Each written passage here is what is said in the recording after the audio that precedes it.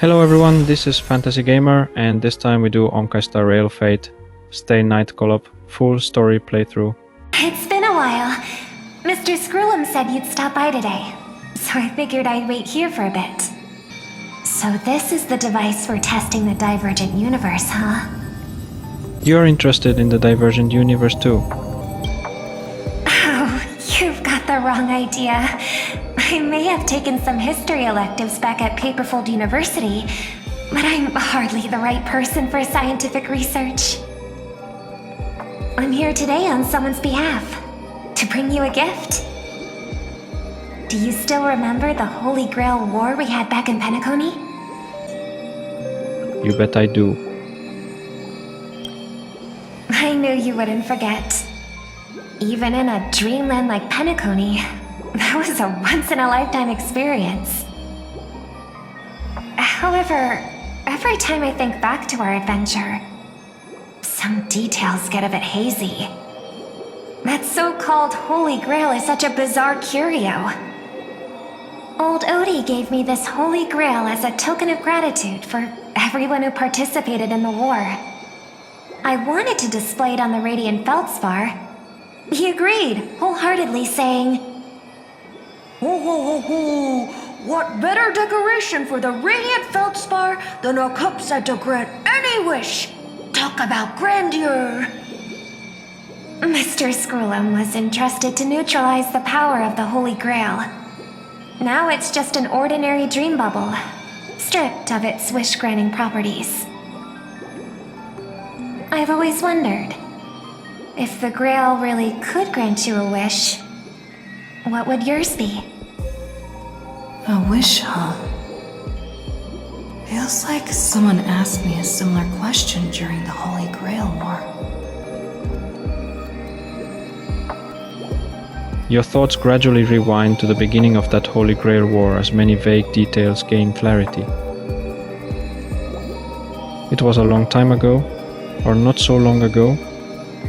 As Penacony's last festive superstar, she was once the center of everyone's attention. And now, with the unprecedented First Penaconian Holy Grail War about to kick off, she is back in the spotlight.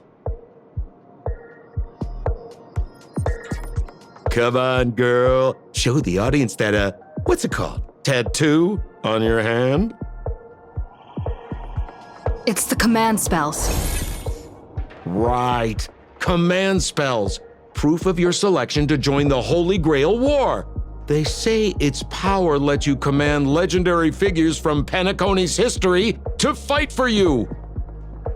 And now, let's give up the floor to the star reporter of the Crystal Daily. So honorary member, if you win the Holy Grail, what wish would you want granted? I'd wish for 2 more wishes. Well then, do you think you've got what it takes to win the Holy Grail War?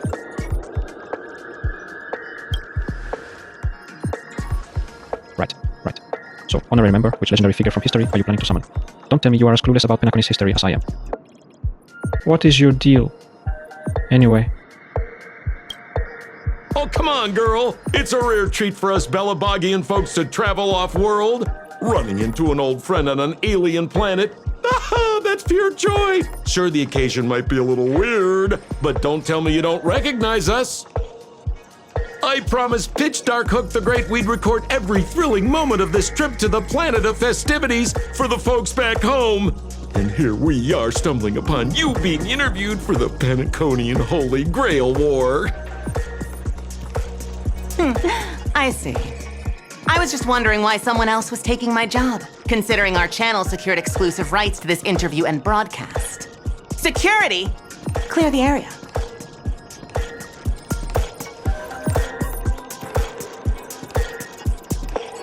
Hey, even the money-loving Alfalfa family wouldn't charge such a cute kid a licensing fee, right? Miss, considerate charity. Let this kid finish her social studies project. I mean, what's the harm in that, Assistant! Get these 2 out of here! The assistant surged forward without warning, escorting the two foreign visitors far from the scene. The Alfalfa family proudly presents the first Penaconian Holy Grail War. We'll be following the Masters every step of the way, bringing you the freshest, most exclusive coverage. Before we continue our interview with the Nameless about the Penaconian Holy Grail War, let's cut to a quick commercial break.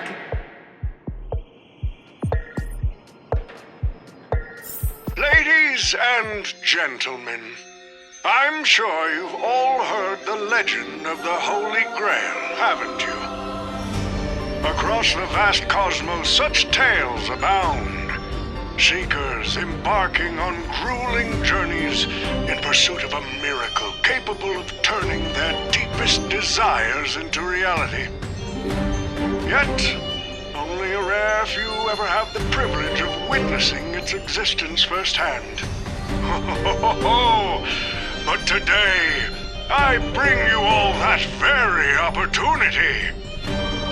I have brought the omnipotent wish-granting chalice, the Holy Grail, to Penacony. Of course, the right to make a wish is a privilege beyond measure. And like most competitions in life, if you want to claim your reward, you'll have to fight for it. The Holy Grail will summon heroic spirits, legendary figures from Penacony's rich history, and bring them back to life. And you, daring dream chasers, will become masters, commanding these servants in battle until only one survivor remains. Worried it sounds a bit violent?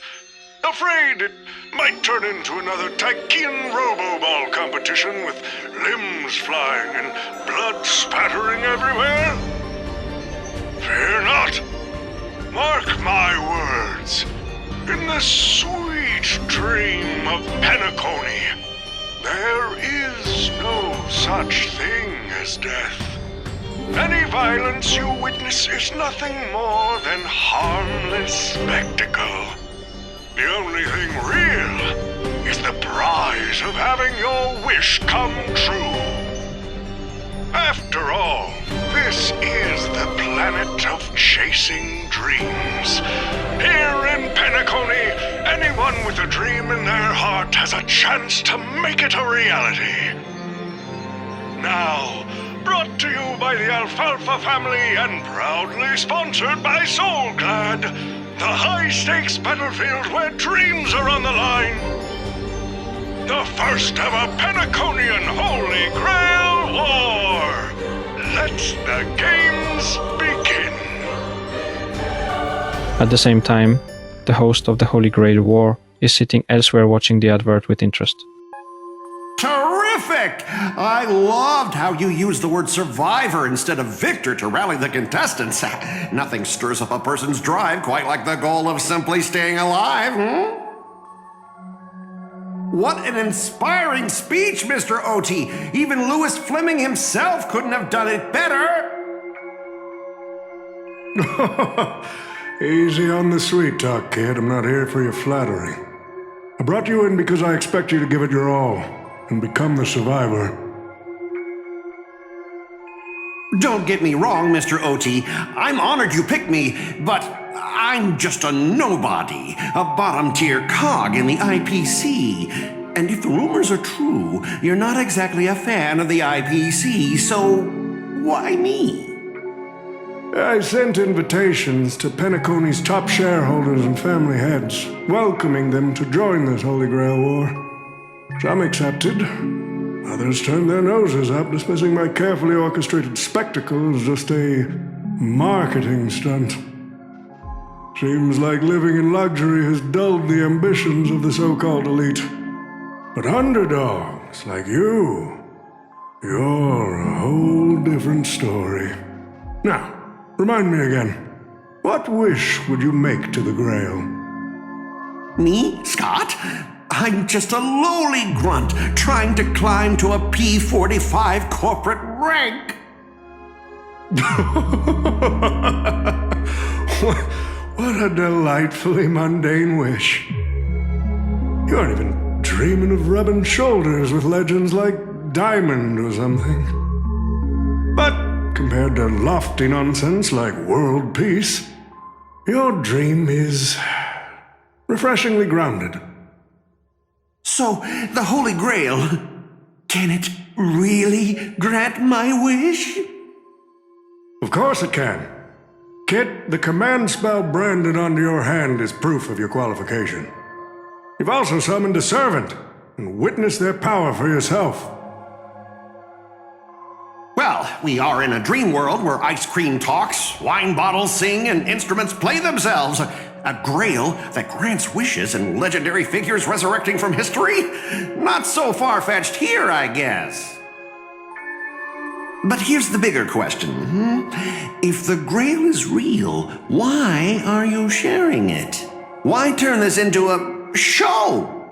Let's face it, if I were in your shoes, I'd keep it to myself, make my wish quietly, and get filthy rich. A sharp question, Scott. Let me put it this way. Picture an old man who survived 10 Amber Eras, navigated countless conspiracies and power struggles, accumulated an endless fortune, and climbed to the absolute pinnacle of Penacony. Now tell me, what's left for such a person to wish for?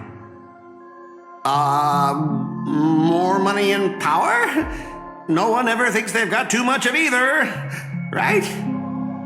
I don't know. You tell me, Mr. OT. You're already getting close, kid. But a single wish, that's far too small to satisfy me. I want to transform the Holy Grail War into an unprecedented form of entertainment in Penacony. Imagine meeting historical legends, summoning them as servants to fight for you, and finally making your wildest dreams come true. This will be Penacony's next grand spectacle, standing alongside the Charmony Festival as a beacon for the universe's attention. Dreamers and wealth beyond measure will pour in, far more than ever before.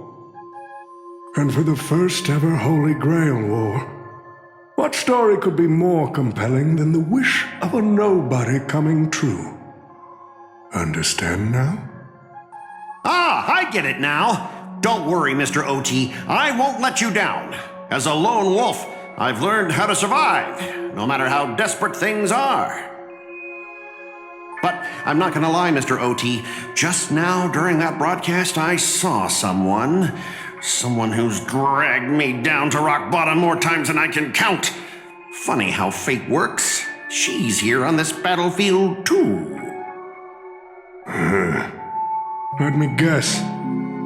You mean that Nameless from the Astral Express? A real showboat and a tough competitor, I'd say. Oh yeah, in terms of pure strength, the old me couldn't compete with that monster and her crew. But the person I am today, I'm not the same man I was back then. As a master, survival hinges on using your summoned heroic spirits, your servants, wisely, and utilizing their noble phantasms. Isn't that correct, Mr. Raka? While the Holy Grail War is ongoing, please address me as Greedy, producer. Actually, during this war, he should call you by the code name Assassin. You're right. In the current Penacony, the name Greedy carries no weight. Best not to bring it up. You got a chance at a second life. It's best to let go of fragile pride, old friend. Names tie you to your past. They also expose your weaknesses. A wise competitor hides their true self from the opposition. Listen up. I had to offer him film credits and the chance to experience a heroic spirit's memories just to convince that director to act as your vessel. You've always dreamed of creating a masterpiece that would shake the world and cement your name in history, haven't you? On that point, you and Mr. Rekka share the same goal. Don't waste the opportunity I've created for you. Go record the stories of the participants in this Holy Grail War, and help this ambitious young man by your side fulfill his wish. Following my master's command, my noble phantasm has already been trained on those you invited. I can show their movements to you both in real time. Well done, assassin! With an ability like this, we're sure to stay ahead of the competition. The participants who have accepted the invitation and plan to join the Holy Grail War are already under my noble phantasm's watch. So, producer, which one do you want to check out first?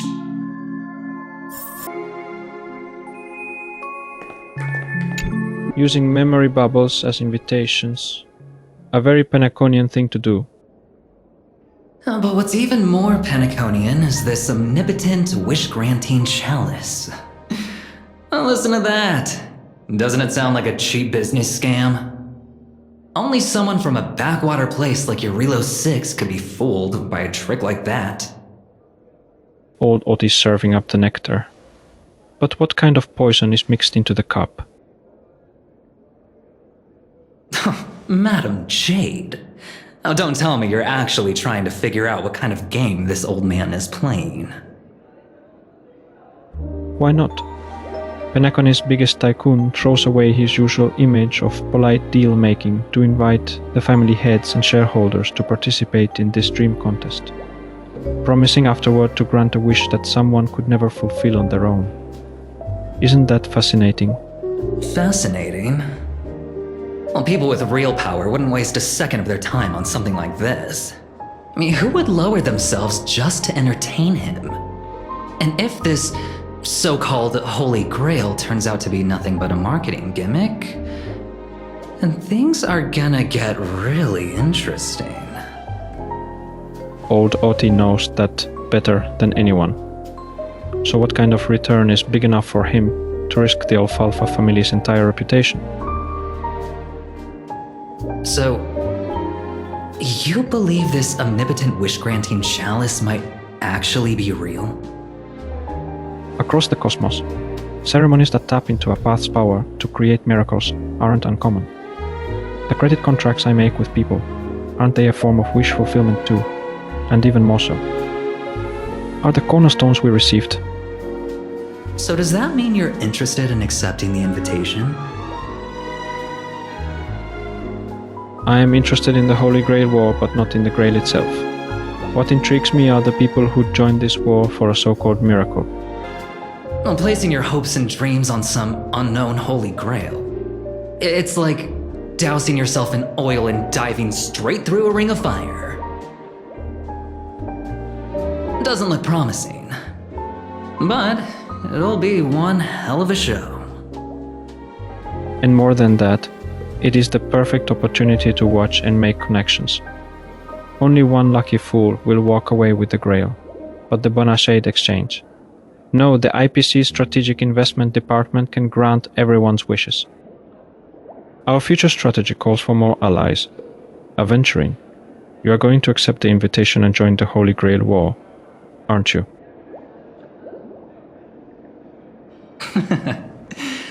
I knew it. Penacony and I just can't seem to stay apart. But I have to say, the way they mark the participants, not exactly pleasant.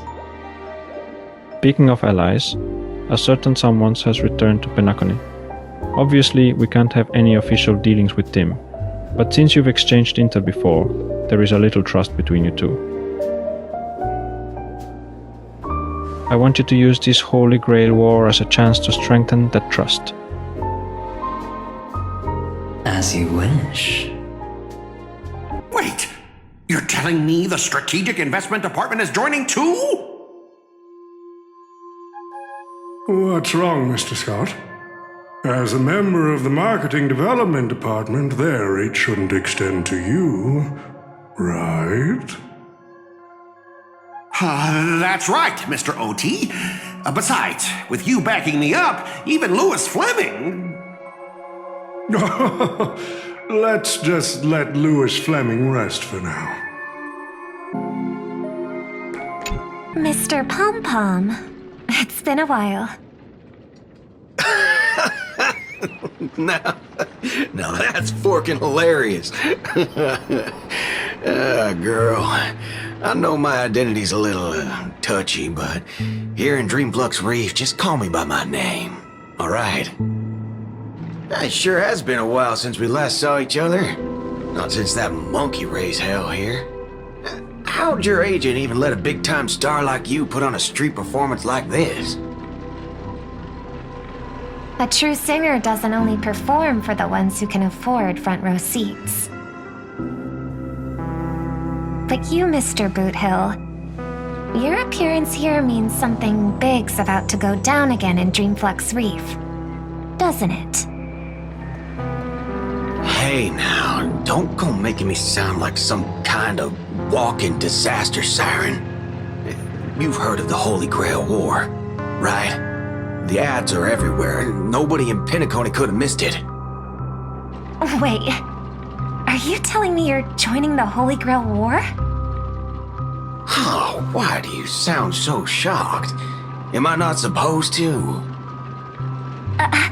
That's not what I meant. Or maybe that is what I meant. As far as I know, only the family heads, IPC execs, and the Astral Express crew received invitations to this Holy Grail War. Basically, the decision makers of Penacony. And ain't I Pom Pom, a member of the Astral Express? That's not what I'm saying. Relax. I'm just messing with you. For some reason, that old man went and sent an invitation to Dreamflux Reef, too. Micah figured things might go down the same way as they always do. The folks up top have their fun, and the people below take the hits. So, he sent me the invite. Said I might be interested. I see. So Mr. Micah's asking for your help in his own way. Makes sense. I mean, after all, I'm a two-time hero of Penacony. Sunday, the monkeys. Dadgum my stupid mouth. Why'd I bring that up? Sorry. Listen, I don't care about any muddle-fudging Holy Grail, but a Holy Grail War. Now that sounds dangerous. Yeah. I get that feeling too. Summoning dead guys from their graves to duke it out, winner takes all. That sounds like something those IPC shirtbags would come up with. No heckin' way I vibe with that kind of setup. But, since I took Micah's request, I gotta see this through. Make sure things don't spiral out of control. Alright, time to get prepped. Up next, per the invite's instructions, summoning a heroic spirit. See ya. That guy, that's the one in Criminal Boot Hill. Mr. OT, sir, can't you revoke his qualification? Letting a criminal join the Holy Grail War is way too dangerous. What if he wishes for every single IPC employee to drop dead? That'd be the end of us. Kid, you're basically admitting you think that cowboy's going to win the whole thing. Where's your confidence? You gotta keep your head in the game. Once you accept the invitation and are branded with the command spells, your qualification as a master can't be revoked. Then we should send out the bloodhounds and take that criminal down immediately!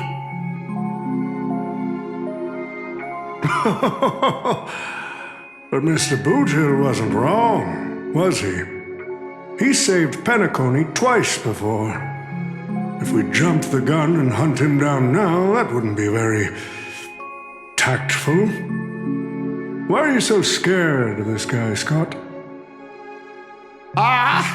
Let's just say there's some personal history. He's got a particularly brutal way of handling my department's people. Oh, then isn't this your perfect shot at vengeance? Win this war, and you can bring that cocky cowboy crashing down yourself. Don't worry, Mr. OT. Forget a small fry like Boot Hill. If the traps are set right and the schemes are airtight, even Louis Fleming wouldn't be able to escape. Good. That ruthless streak of yours reminds me of my younger days. Who the heck keeps tossing garbage around? The next passenger Pom-Pom catches littering is going to have to write down the train's sanitation rules 100 times! Huh? The First Penaconian Holy Grail War? Inviting the Astral Express to join? Sounds like the kind of spectacle that might interest you. Seems like she's not around. Maybe I should pass this to March and Don Hung instead.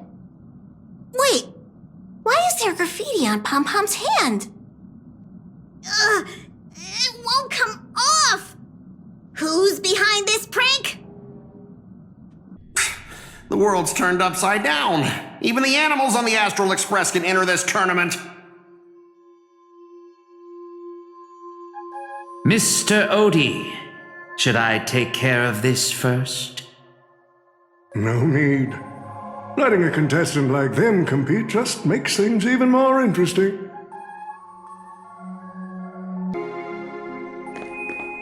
The stage is set, and the characters are all in position. But, Master, for you and me, this Holy Grail War comes with a few complications. Yeah, the competition this time is no joke. No, what I mean is, if you look at the backstories of the participants, they generally fall into 3 categories. Those who are in direct competition with your department, those who have a personal grudge against your department, and those who see you as their sworn enemy. In other words, from a narrative standpoint, every single participant we've identified so far is likely to target you first. It's us. You call that a complication? Like I didn't already know everyone here has a bone to pick with me? A little personal wisdom. Not everyone is your enemy, kid. Learn to separate conflict of interest from personal vendetta. And the key difference? The first one can be negotiated. The second? Not so much. So, if I were you... You'd deal with the personal vendettas first. Much appreciated, Mr. OT. I'll keep that in mind. What a poetic twist. Old rivals, now destined to settle the score on the Holy Grail War's stage. Lucky for me, I drew the best possible card. Assassin. With your noble phantasm, we should have the upper hand. That said, knowing your opponent's next move isn't enough. It's like having a script but never actually shooting the film. Let me remind you, Master, your least favorite Nameless is preparing the ritual to summon a servant right now. Nameless, I gotta take care of you first.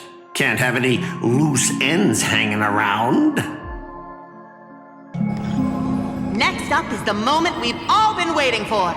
The Nameless will step into the summoning circle, chant the spell, and summon one of the greatest souls in Penaconian history. Who will it be? The legendary Dreamweaver Glocks?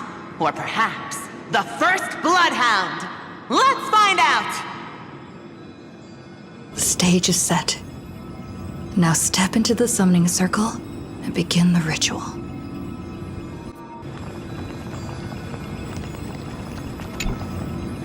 All right, let's begin. Heed my words. My will creates your body, and your sword creates my destiny. If you heed the Express's whistle and obey the crispy, crumbly pom-pom pie, then answer! I have not come to bring all the good in the world, but I am fated to perish, defeating all evil in the world. 7 souls flowing from the Ember Lord's stony heart.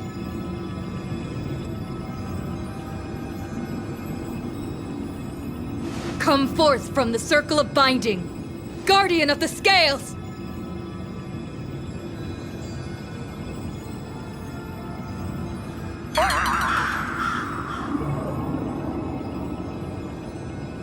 So, where's the servant? There was no light pollution, no exciting music, and no soul that came down from the sky. There was only an awkward silence.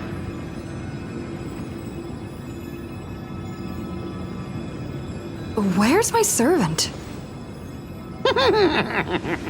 Oh, I wish I could capture this pathetic little moment of yours and pass it down as a family heirloom for generations. I was actually worried you'd luck out and summon some terrifying servant. But turns out you're just plain cursed. Compared to you, even I seem less of a lone wolf now that I have a servant. Maybe I should let you borrow the title for a couple of days. Even without a servant, you are no match for me.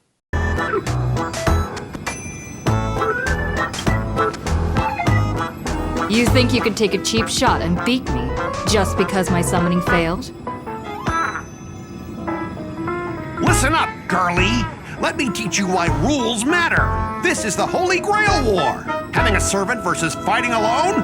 That's the difference between wearing power armor and charging in shirtless. Let's not waste time. Your summoning ritual just flopped.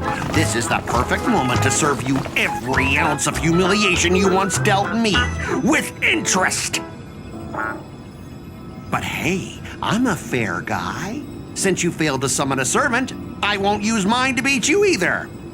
Boys, go get 'em! Specialist Scott! You never said the enemy was this strong! Way out of our league! Don't forget to file my overtime pay! Oh, you idiot! Hold the line! Tomorrow! You'll pay. Lend me your strength. We've entered the storm. To guard and defend! Crush them! No other choice but a future will come!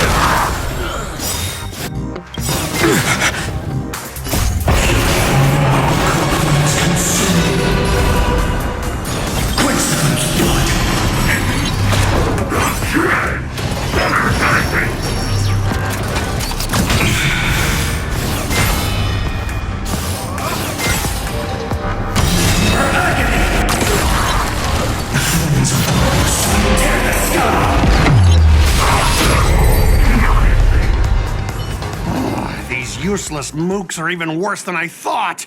Anyways, just fall back for now. Scott, that's all you've got?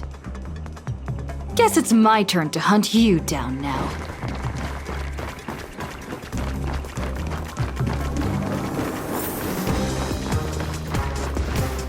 You really had the guts to chase me down, huh? What a shame. Your Holy Grail War ends right here. Target is in position. Ready, assassin? Ready to roll, producer. A blood-splattered interstellar slasher comedy. Action! are these things? Just some disposable extras. Nothing special. Watch your mouth! You're very valuable to me!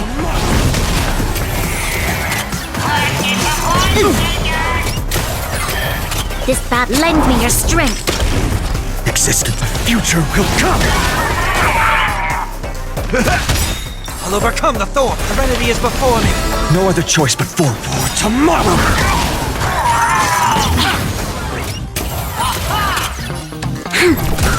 In the mood. You'll pay for this. Slice like my friends. Indulge yourselves!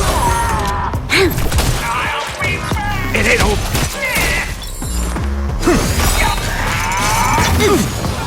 Existent future will come! In the mood for another beating?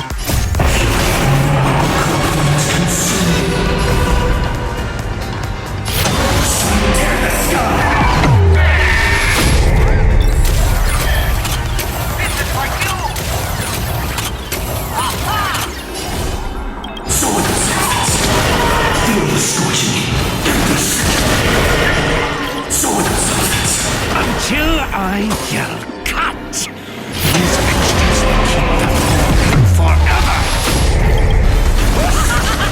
If I can't kill you, I'll exhaust you! For agony! All stars For you! Seek and you shall receive. Torment and doubt, farewell.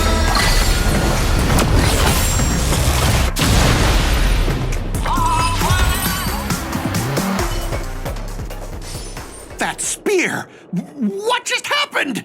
It wiped the field!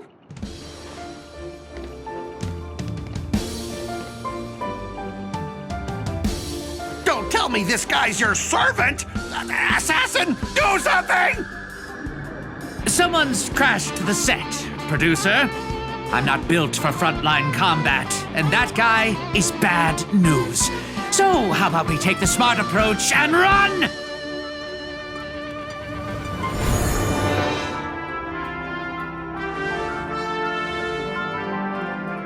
So he put his master into spirit form too. Assassin's class, always such a pain in the neck.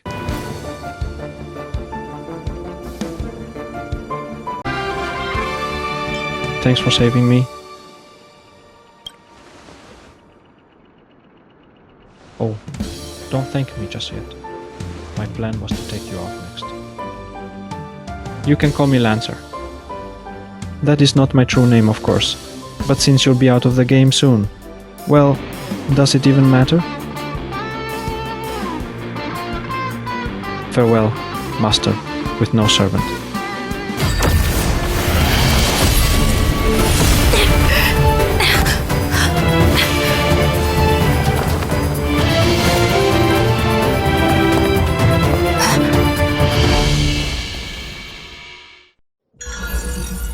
Contract formed. Servant summoned. What a terrible reunion. That is what I was thinking too, Lancer. But as long as I stand here, I won't let you lay a hand on my master.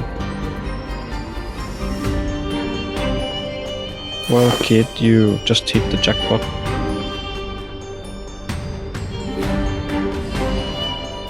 It is safe now, master. Are you hurt? Are you my servant? While the energy sustaining me does not seem to originate from you, there is without a doubt a connection between us. Yes, you are my master, and I am not your servant. You don't seem to be from this world. I've noticed that as well. The Holy Grail granted me the knowledge I need to participate in this war, but much of it makes no sense. This world is completely foreign to me.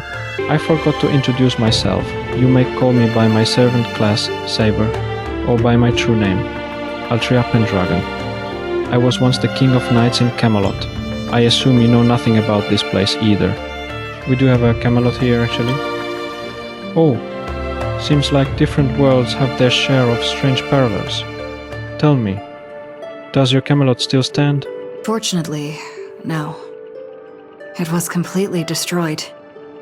But there are still survivors. I have a friend from there, Guinevere. She's got an older brother named Lancelot. Wait, what? Guinevere's brother, Lancelot? You mean like biologically related? You know what? Let's just put a pin in that for now. Clearly our worlds have some serious differences. Thor helped this servant understand this dream world bathing in memoria.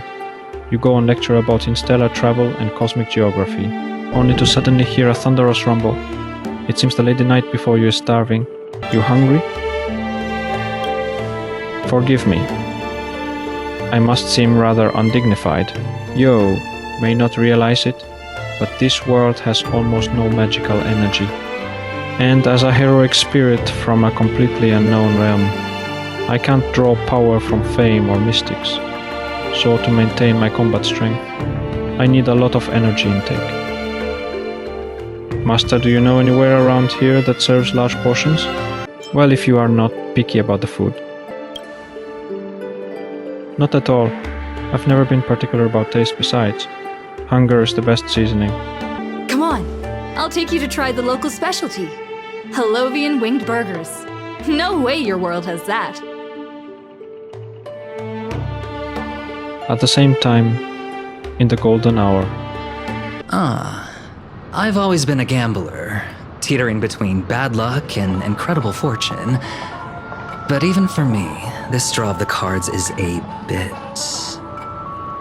Still, I have to say, I kinda like your servant. A partner who plays by the rules and knows his boundaries. I'd take that over you schemers any day. At least he's trustworthy. Oh, no doubt he's an incredible servant, but... Who exactly are you in Penaconian history? Master, do I look like I have any ties to this bizarre world of yours? Oh, looks like, well, just like your servant, he's from another world. That is actually a relief. At least this nightmare of indulgence and debauchery isn't my world's future. Oh, forkin' hell. So, 2 outsiders summoned 2 more outsiders. What kind of xenophobic Holy Grail war is this? Make that 3. There are 3 servants from another world here. Things didn't go your way, huh? Did you just say my true name out loud? Ever heard of tact? What is the big deal? No one here knows us. No one's ever heard of Erin or the Hound of Kulan. But that also means we're at a huge disadvantage. We're fighting against heroic spirits who get buffed by this world's power. Man, all I asked you to do was a little recon. How'd you end up looking this beat? Don't ever start. I almost got 2 masters in one sweep. But then Assassin covered his master's escape and the other one. That grey-hated kid summoned. 4 gray hair? That's one of ours. Why the heck were you fighting her? You are the one who told me to go after the most annoying targets. Guess we'll have to clear up that little misunderstanding when we meet. Huh? You said her heroic spirit is like you guys. That is right, Master. Their servant is. A Saber we're very familiar with. Her. Well, that is an unexpected reunion. Are you guys often summoned into worlds that aren't your own? Aren't our own. Most of the time, we're in situations that are foreign to us, someone else's era, nation, war. But I've never seen a world so completely alien before. That said, as a counter-guardian, you don't need to know what that means. My job is to show up when a Holy Grail war goes wrong. Maybe the other 2 were pulled here for the same reason. Ah, I see. So it is your fault. We're all stuck here. Okay, what do you mean by a wrong Holy Grail war? Do you mean that in your world, the Holy Grail war is a common ritual, but in our world, old Odie completely botched the process? It is not exactly normal in our world, either. But you guys definitely screwed it up. First off, the Grail is not a toy, and it surely isn't something amateur mages like you should be messing with. And this time our physical bodies weren't even constructed from magical energy. If I had to guess, the so-called Grail must have tapped into something similar to magecraft to create this pseudo-Holy Grail war. A corrupted ritual. A Holy Grail in the hands of someone who is the host of this war. Lancer, do you want me to spell it out? Might as well slap Mastermind on their forehead. Well, at least my master this time doesn't seem like the kind of idiot who'd abuse their command spells. Well, that makes things simple. We just find the muddle fudger behind this Holy Grail war and drag them out into the open. But what if they're waiting for us to come knocking, so they can wipe us all out in one go? It is annoying, but unavoidable. I believe I am the only one here with formal training in magecraft. I'll try and analyze our enemy setup, see if I can figure out their real goal. As for you guys, whenever you hide or attack head-on, you should be safe for now. A breeze blows past and the blue-haired man disappears. She's texting me now. What the fork? These lines. Did she just get possessed by the Night of Beauty? Whatever. Not the first time she's acted like this. What? Already hitting you up for revenge? Nah, she wants us to meet at Clock Studios theme park. Says she wants to talk about an alliance. In the meantime, at Dreamflux Reef... I thought a heroic spirit would look... I don't know... more special? This isn't quite my true form, but I'm afraid this is the only way I can appear before you. Summon at your request. I am... Caster. I would of course prefer to be honest with you, but every time I try to say my own true name, it turns into this. Dissonance? But that's your name. It was. But it's been trademarked, copyrighted, owned by someone else. I'm sorry, Master. Just call me Robin. I'm not used to being called anything else. Miss Robin. I'm sorry if this isn't what you were hoping for. I'm just a faded star from the age of dreaming. A piece of dead skin in an industry that sheds its past without a second thought. I was brilliant. Once. Who was I? Well, maybe you'd find the answer buried in some old, forgotten magazine. They used to call me the Eternal Silver Screen Beauty. The Golden Note of Shipei's legacy. I've had even more names. But ever since I first stepped into the limelight, I've never had my own. Not even in death. Not even now. When I've been dragged from the grave to perform on this new world's old stage. Every time I even try to speak my name, it gets drowned out by that cursed dissonance. But it's my name. My name. Mine.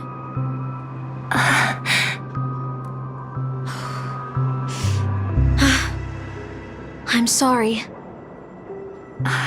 It's okay. Let it out. I get it. Sometimes I want to lose control too. When we're on stage, under the spotlight, performers like us have to keep our composure. Since you can't use your real name, what should I call you? Caster. That's the title the Grail assigned me. No, I don't like that. I want a name you chose, not a name that was chosen for you. Thank you, Miss Robin. Then, call me Miss Note. For now. Funny. I don't remember being this emotional when I was alive. Maybe my fractured spirit origin is affecting my personality. No true name. No noble phantasm. Just this ridiculous talent for theatrics. But I'll do what I can. However little that may be, I'll fight for you and myself to earn a chance to wish upon the Holy Grail. You want to win? To me, the only real victory is making this war disappear. And that's something weapons can never achieve. Only song can do that. But people always remember the ones who win wars, never the ones who try and end them. Whether you want to end this war or win it, you're going to need allies. No performance is complete with only the lead on stage. I know. I was just thinking the same thing. Out of everyone in this war, there are at least 2 people I can trust. I've already invited one of them, and I plan to lay everything on the table for her. Penacony, cityscapes floating in the sky like clouds, where ice cream and cotton candy just chirp and jump straight into your mouth. This is incredible. Just like you say, Master, this world is steeped in dreams. But it wasn't until we arrived at this place, Dreamflux Reef, that I truly understood why the Holy Grail chose this world. Why? Because every shining palace has its forgotten corners, gathering dust ignored. And in those places, there are people with countless unfulfilled wishes. That is why the Grail would come here. This land proves Penacony isn't a dream kingdom, but an exaggerated reflection of reality. Alright, enough about that. Let's find something to eat. Listening to your stomach rumble is making me hungry too. Servants don't bring money when they materialize in the world. Is your wallet good to go?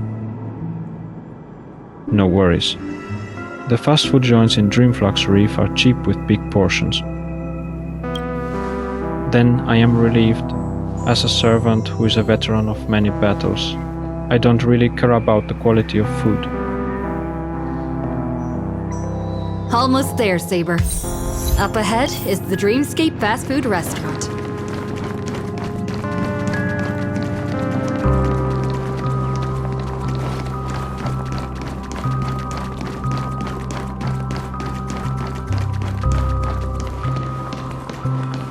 My dear guests, welcome. What would you like to eat? Wait a minute. Isn't that our festive superstar? You're here for that Holy Grail war, right? You guys know all the gossip around here too. Oh, please. This is Dreamflux Reef, and news spreads like wildfire in this place. And this must be the heroic spirit you summoned, huh? Dare I ask, miss, which famous person from Penaconian history do you represent? Sorry, but in the Holy Grail War, revealing my true name would be a major breach of security. Gotcha. Like a secret recipe, huh? Why don't you tell me this instead? What is the best dish on the menu? If this is your first time in Dreamflux Reef, I highly recommend the Halovian Winged Burger. It's a burger you won't find anywhere else. Our store only uses pure organic ingredients sourced from the Memory Zones farms. The soil they're cultivated in is free of harmful emotions. Thank you, but no need to explain. We'll go with the Halovian Winged Burger. All right. We'd like 100 burgers. Okay, wait. Did you say 100? Are you sure about that? I am positive. The lady next to me needs to replenish some energy. With so many Holovian wing burgers, it'll take a little time to prepare. Please be patient, folks. So, Saber, what wish would you make to the Holy Grail? If I am lucky enough to win, I hope. Hold on. Let's talk later, Master. I sense another servant approaching. 2 Holovian wing burgers, 2 bottles of Suza juice. Miss Note, is that okay? Of course. But I'm afraid this isn't exactly a quiet spot to dine. We have a rather noticeable servant in front of us.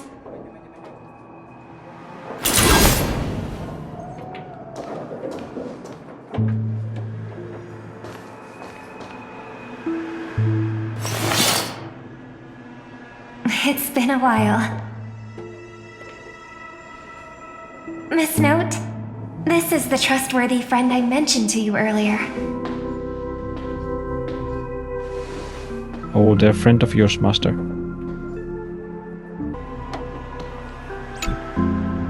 Excuse me. Could you please put their meals on my tab as well? Also, make sure we have a quiet dining experience. No interruptions from the other guests. I'll leave an extra tip for that. Thanks. All right, you can rest easy. No one's gonna bother you while you're eating. Miss Servant, over there? Could you turn down the murderous look? If your hand's always on your sword, I'll have to step in to protect Miss Robin. This is the Holy Grail War. Please forgive me, but I'll stay on guard until I am sure you don't mean any harm to my master. Let's just try to get along first.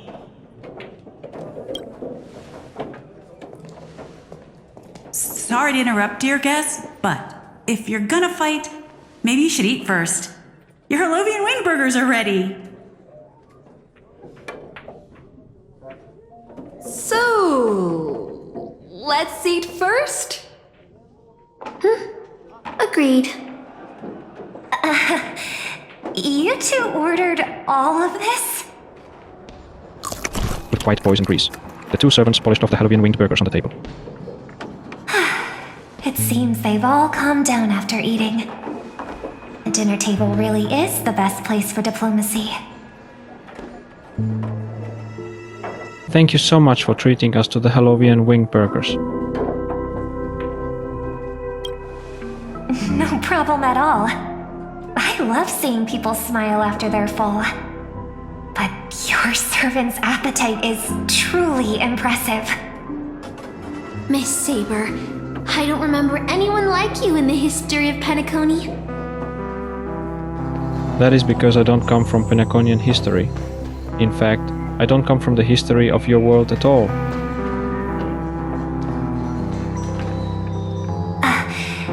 I don't quite understand what you mean. I am the King of Knights who once ruled the Kingdom of Britain in another world. I don't exist in Penaconian history, and thus I shouldn't have been summoned to this Holy Grail War. But in reality there is at least one other heroic spirit in this war who also comes from the another world.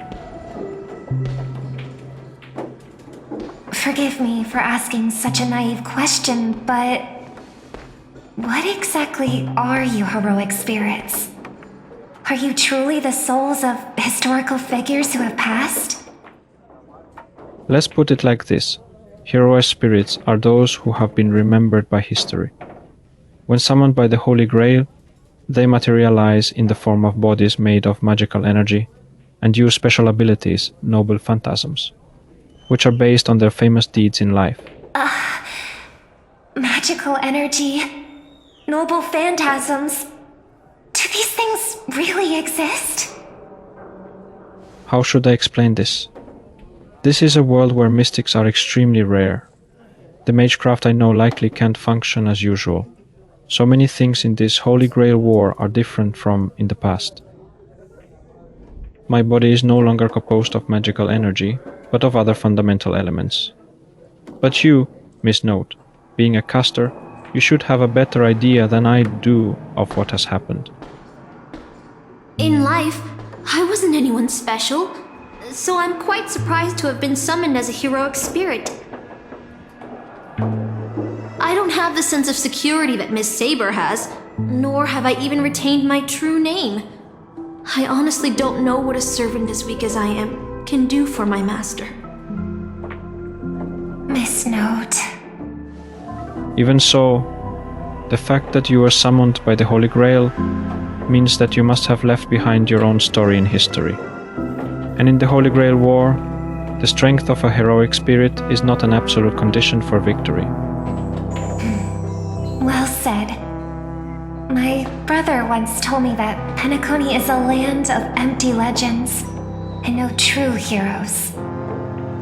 To him, the historical figures of Penacony, the legendary heroes, are all just half-truths. Images created by later generations, like products in a store window. Even their dreams turn into reality TV prizes. But at this moment, whether it's the otherworldly Miss Saber or the historical Miss Note, I'm certain you both are more real than that, and not just some commercialized product. Master, thank you for your comforting words. But in my current state, with my true name sealed, and not to mention being an enemy of that Saber, I fear it would be difficult to protect you in front of other opponents, let alone help you achieve your dreams.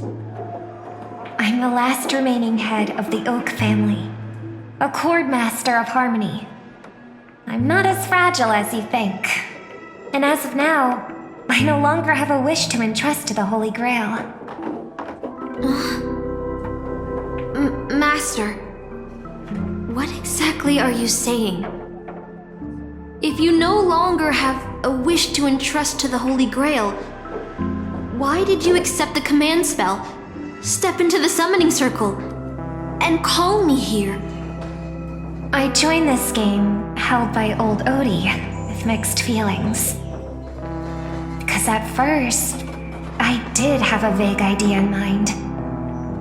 My brother once summoned a higher power to intervene here for his own wishes, hoping to turn Penacony into a utopia in dormancy. He failed, and now must walk the road of atonement.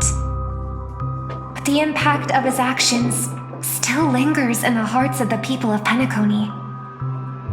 I wanted to use the Holy Grail to erase and heal those scars, to make up for my brother's mistakes. But now I realize I was wrong.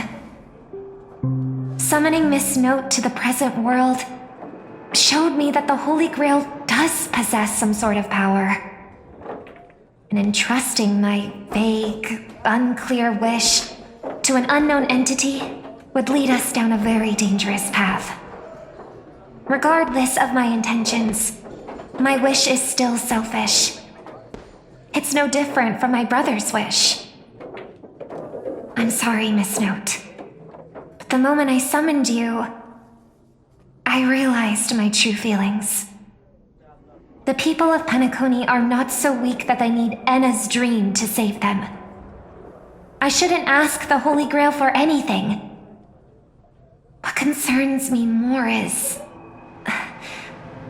what exactly does old Odie want to use the Holy Grail for? This Holy Grail War is indeed suspicious. You may not know, but in my world, the Holy Grail War was originally a ritual for mages, one that needed to preserve its mysticism in order to obtain the power to create miracles. But this old OT, the host, is openly displaying the ritual to the public. This should have tainted it, making it impossible to carry out. I've experienced many Holy Grail Wars and seen many different ritual forms, but this one is unlike anything before. In my view, It is best to proceed with caution. Master, what do you think? Let's just beat them all. No. We must unite everyone, temporarily setting aside any fighting. From what I know of old Odie, he won't stop this game no matter what. So I want to form an alliance with as many participants as possible. Until we clearly understand the true nature of this Holy Grail war and the power of the Grail, we shouldn't make any wishes too hastily. You're a worthy successor of the Oak family, Master. But I think your plan for alliances is a bit idealistic. Each participant and their servant have their own desires. And until the final winner is decided, no one can guarantee that your trusted friend and her saber won't turn their blades on us. Hey, that is a bit harsh. But, for now, I'll follow your lead. However, if the situation changes when trying to form alliances with other servants, I'll make my own decisions. Huh? Boothill just sent me a really long text message. I got one too. Was it a mass text?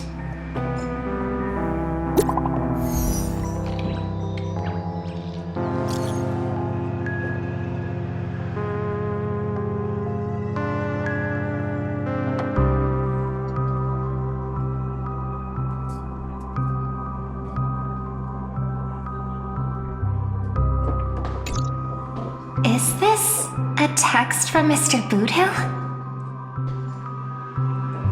This isn't from him at all, is it? Putting the content aside, Boothill isn't exactly good at typing, let alone this kind of formal letter format. Looks like the mutual slaughter has already begun. See? Peace is just the interlude in a war. That Boothill. He's probably already been taken down. No, he's a seasoned warrior. There's no way he's out this early. But someone must have gotten their hands on his phone and is using his identity to lure us to Clock Studios theme park. This invitation is written so earnestly. I guess we'll have to graciously accept.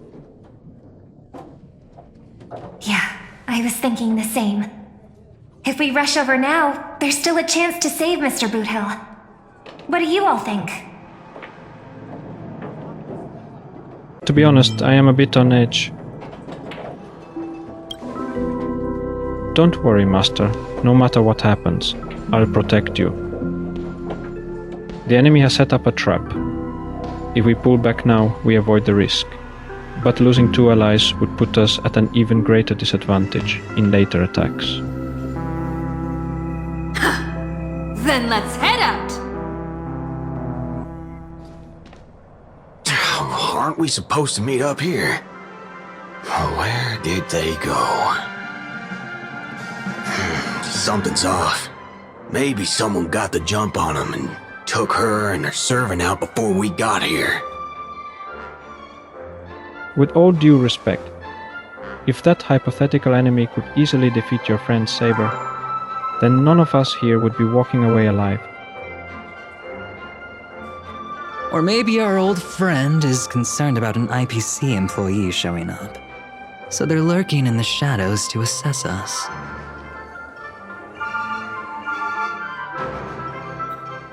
Oh, past enemies can still become present-day allies. Am I right, cowboy? Even with the IPC, she should at least trust me after we went through so much together. Hey! Come on out! Let's chat about joining forces as a team. You ain't gonna get hurt. Oh, they aren't coming.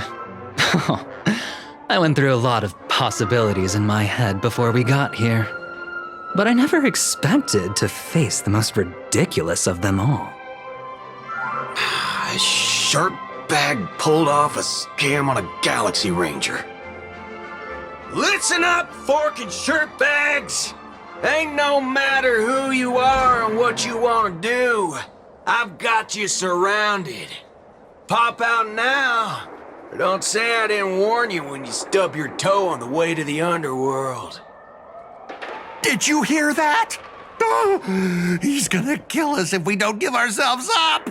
Oh, he's every inch a serious criminal with a huge bounty on his head. I'm positively shaking in my boots with how he talks. Huh? Wait, isn't that Mr. Aventurine of the 10 Stonehearts?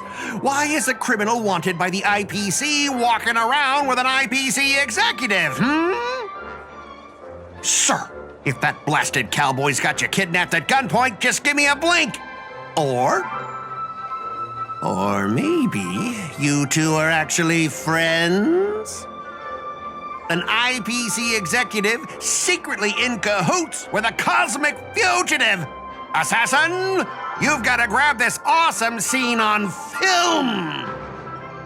Oh, your servant is Mr. Rekka? No. Now that I'm looking at him, there's something off. Hey, you know him? The guy in the IPC uniform next to Rekka? There are more IPC employees who know my face than there are grains of sand in Sigonia's desert. You think I can remember them all? Oh, wretched brat. You think I'm scared of you just because you're a Stoneheart? The Strategic Investment Department's reach may be long, but it will never reach my neck of the woods. After I win the Holy Grail, I will make everyone do as I say. I'll make you all kneel before me and beg for mercy, then have you bark like dogs, oink like pigs. No, croak like frogs.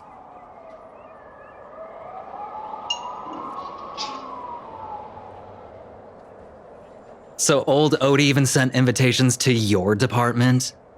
But I thought you folks barely stationed anyone at Penacony. Unless your name is... Huh? Oh, have you actually heard of me? Never mind. There's no way I'd ever remember the name of some nobody. Ha! You high and mighty executives have never treated us basic workers as people! You would send me to a primitive post like the Cienjo with one word and switch me over to Penacony with the next! I thought Penacony might be a juicy gig. But all I've done every day is talk business to a bunch of papashi! It's making my neck crank even worse!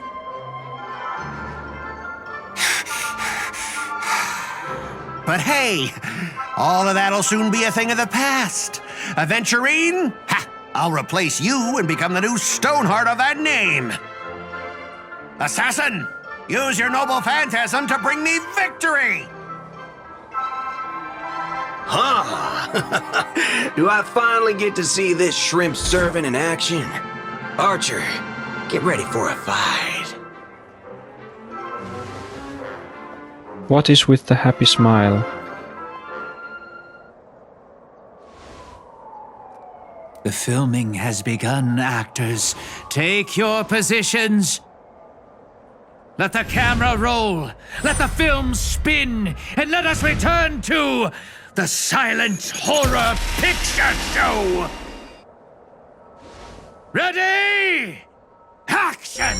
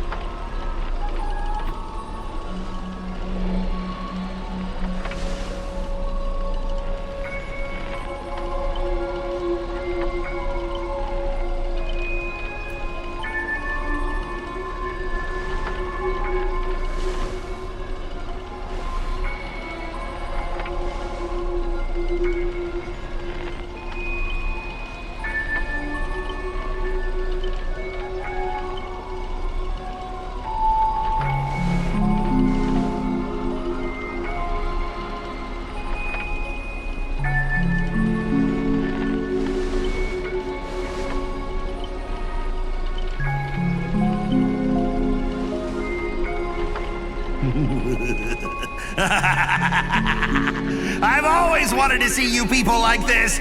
A bunch of idiots subjected to my every whim.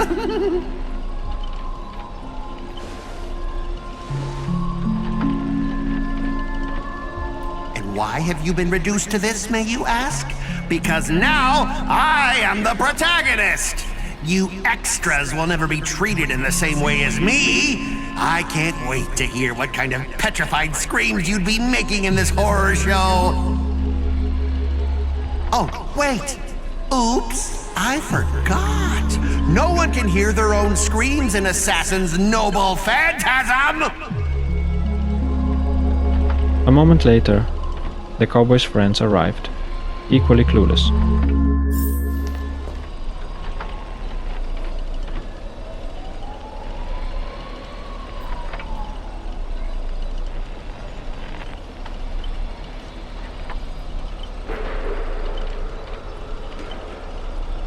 You shouldn't have said that.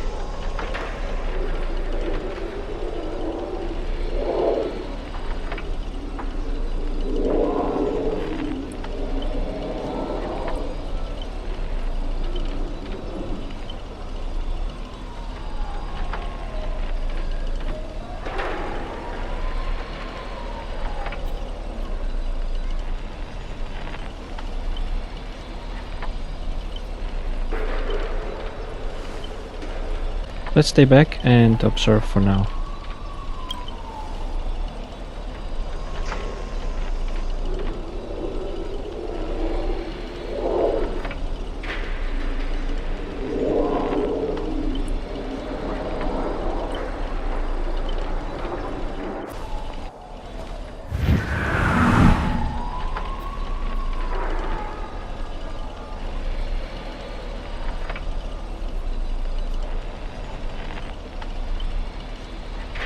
You want to leave after entering Boss Scott's turf? In your dreams! Why does it sound like a dog barking?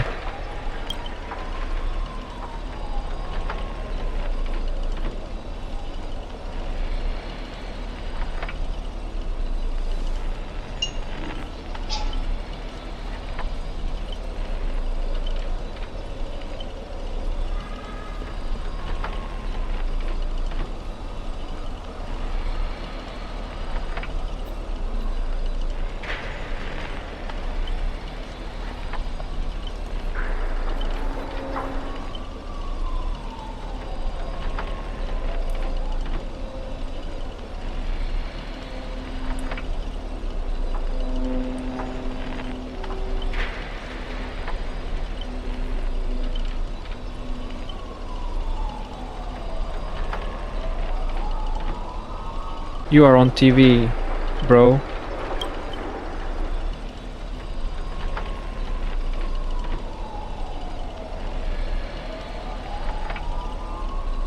Supporting characters with no voice dubbing shouldn't waste the audience's time with your lines. Ready! Action! The Silent Stage, Act 1, Midnight Chainsaw Rhapsody.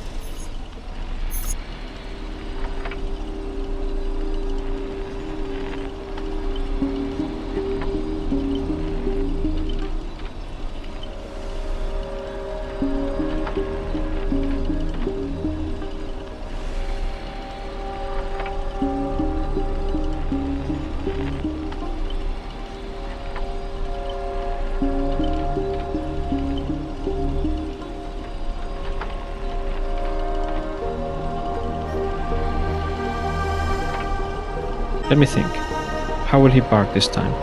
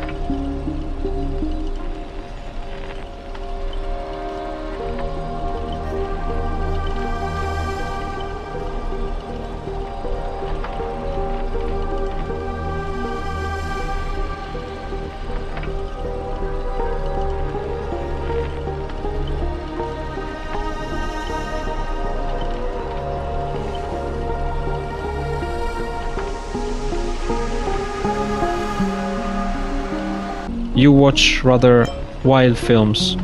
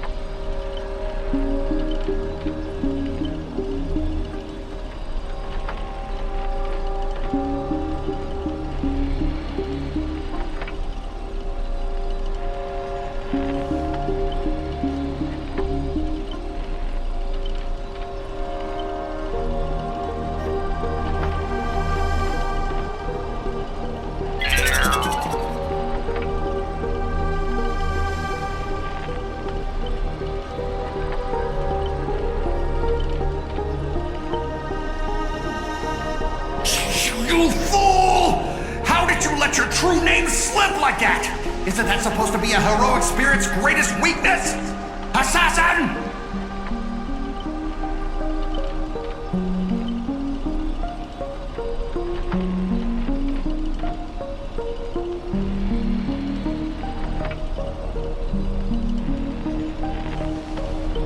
I've only heard of Clock Studios.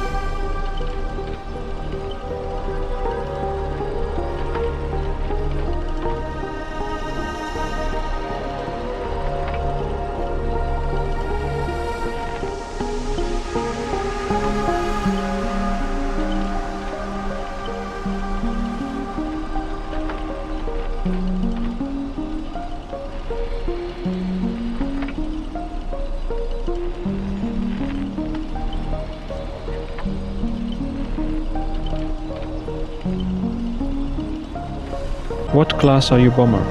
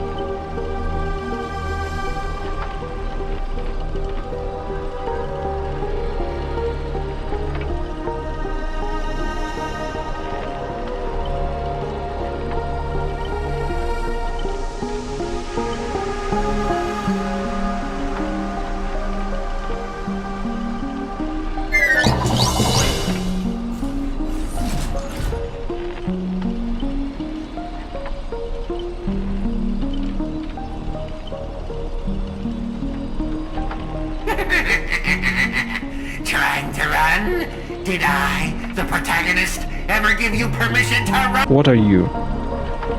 A piece of gum stuck to my shoe. As the star of this film, I'll be the one to personally tear you all apart limb by limb. You chainsaws in my hand. With assassin's power, these two poison saws can cut 3 times the blink of an eye. That's 6 cuts in one go. My concealed sword chainsaw reversal. You won't escape me even if you turn into a swallow.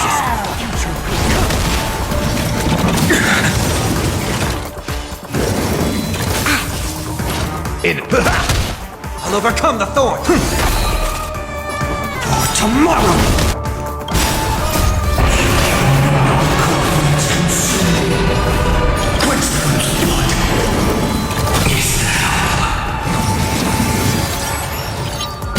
Agony! The thorns are not strong. Death, God!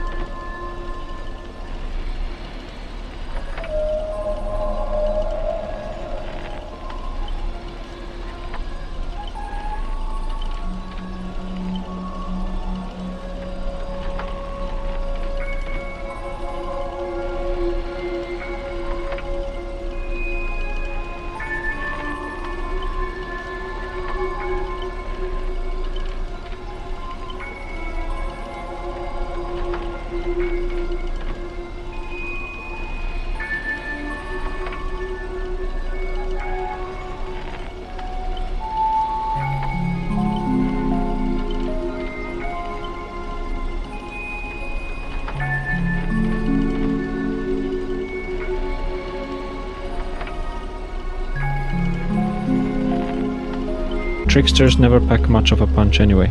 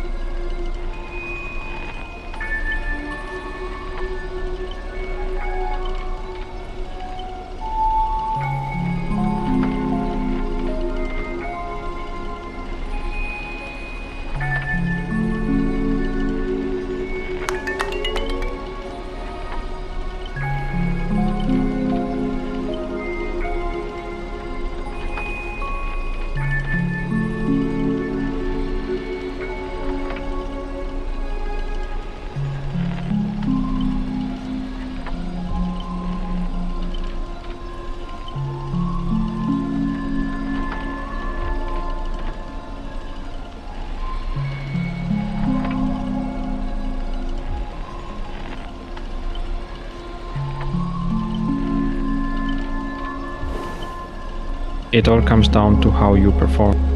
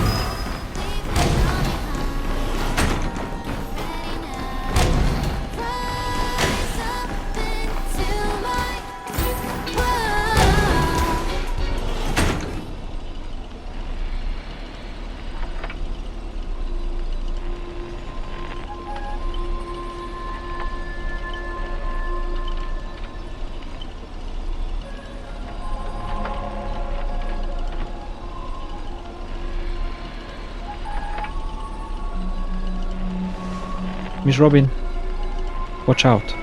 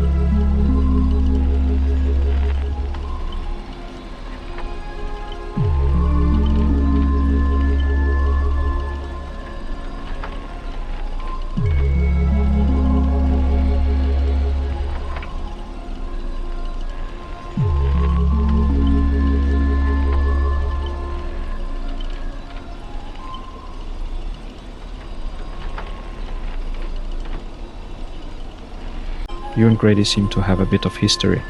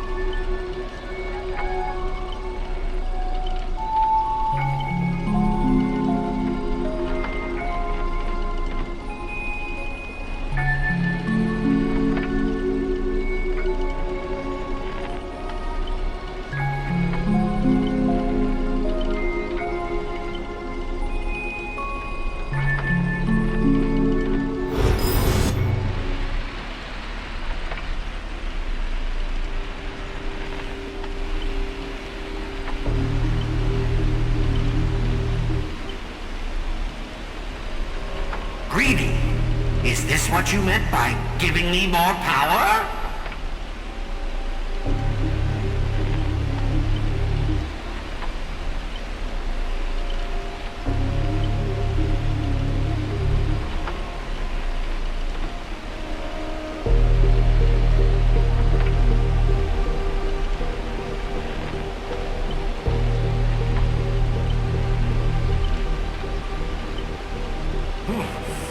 I'm all fired up! Now, I will take back everything you took from me! You shall pay tenfold! No, 1,000-fold!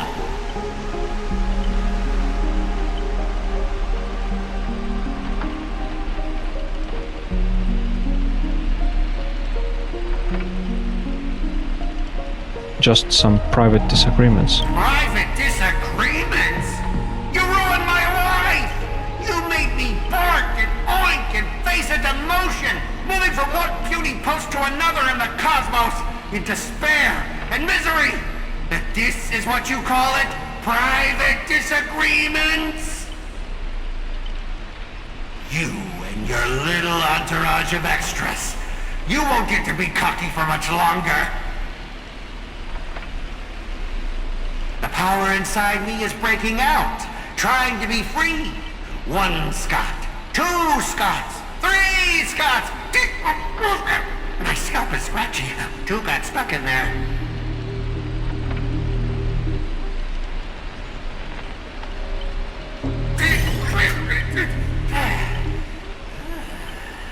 Fear me, mortals, for I am everywhere. In your dreams, in your shadows, right behind your back! Now I, the Lord of the Wolf Pack, the 1,000-faced Scot, will devour all!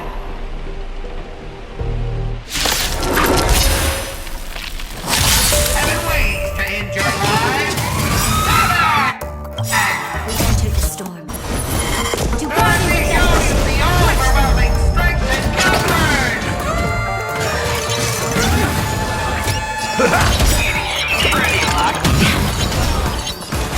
Down, farewell. No other choice but forward. Watch over you and guide you on your path. For tomorrow!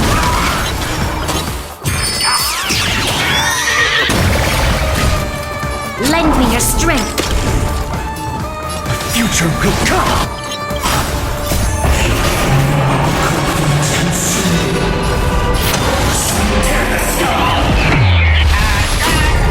Don't you think you've messed this one up?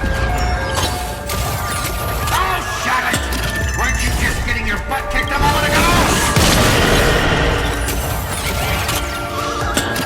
I'll never keep the fish out of the cage.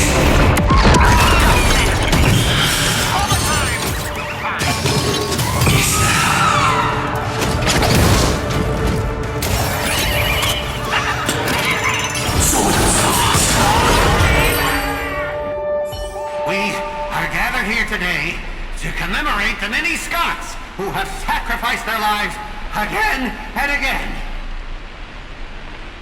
But if those death weights weren't dragging me down, I'd have won ages ago. The true lone wolf walks alone. Only weak rabble sticks together. Coward! You've been hiding at the back all this time. Even my eyelashes did more work than you.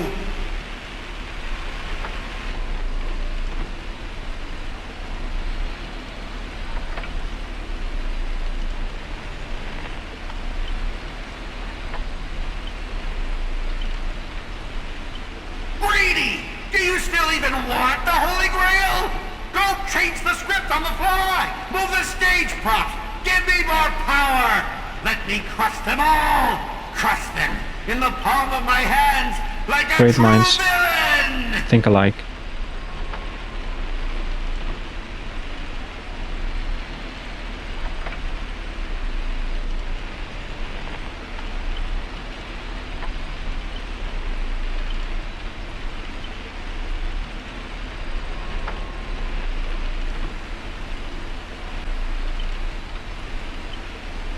Greedy!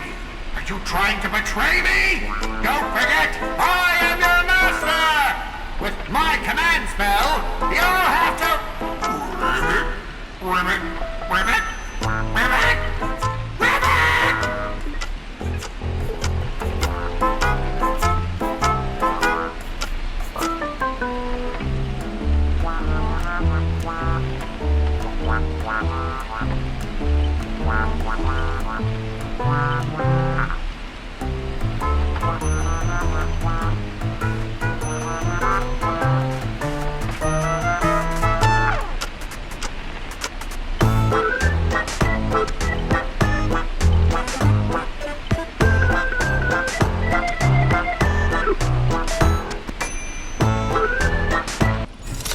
The Silent Stage, Act 2, A Haunting of Clocks.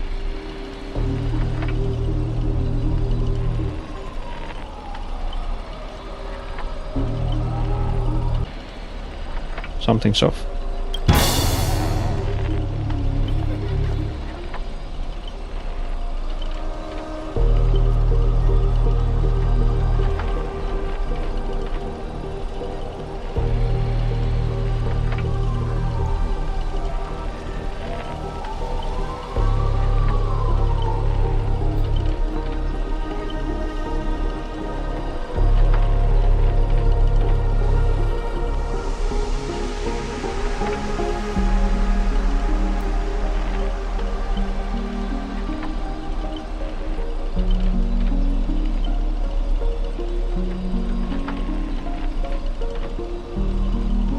Bring it on.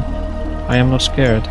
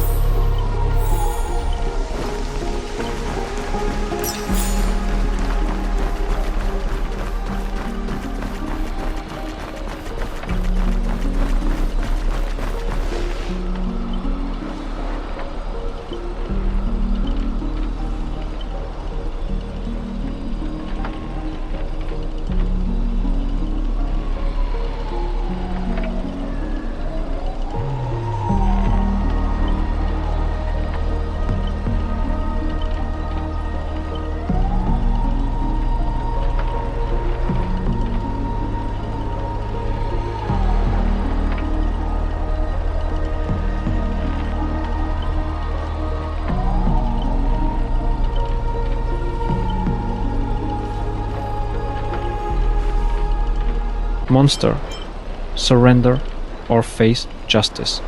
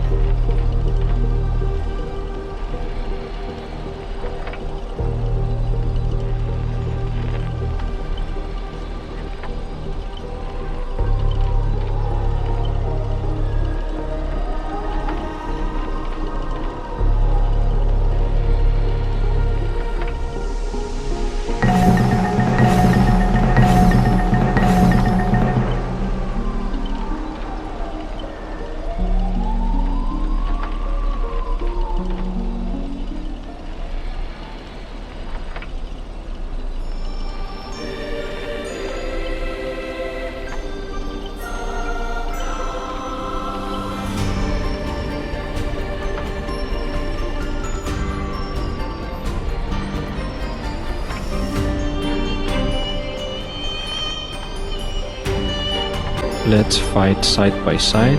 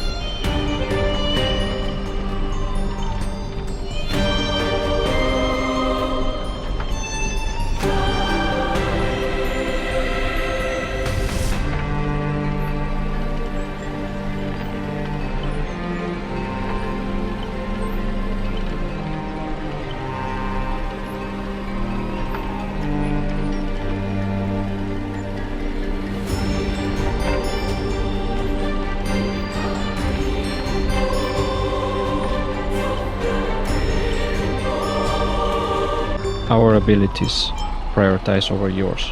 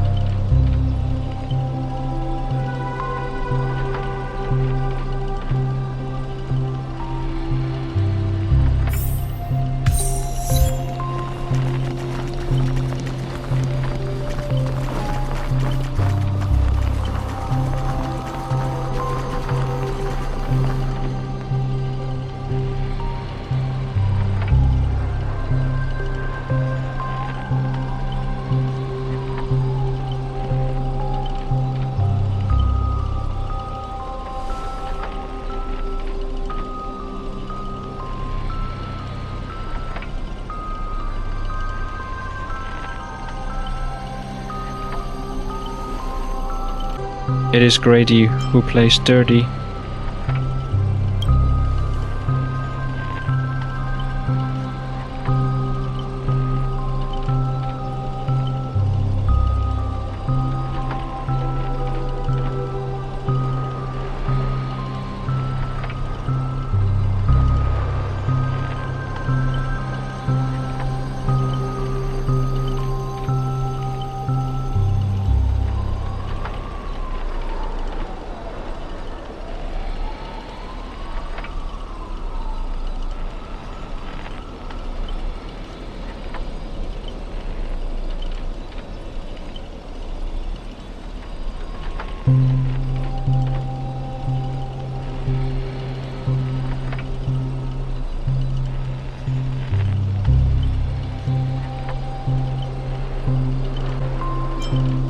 You go back to normal.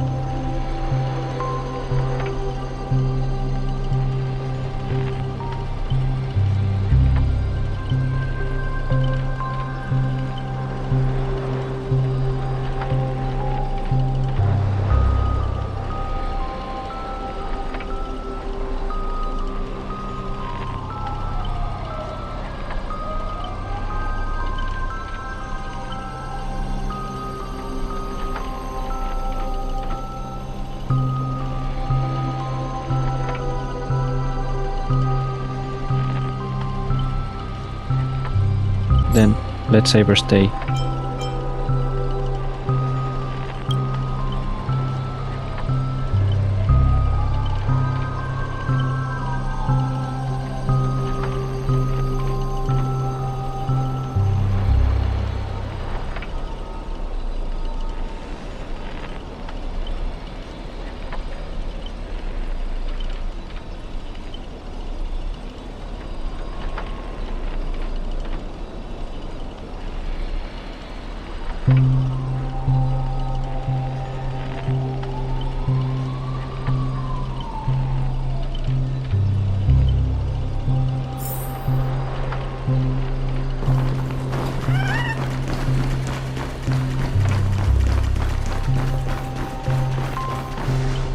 Ribbit, evil spirit, why do you despise humans so? Is there not a single ounce of love or compassion in your heart, Ribbit?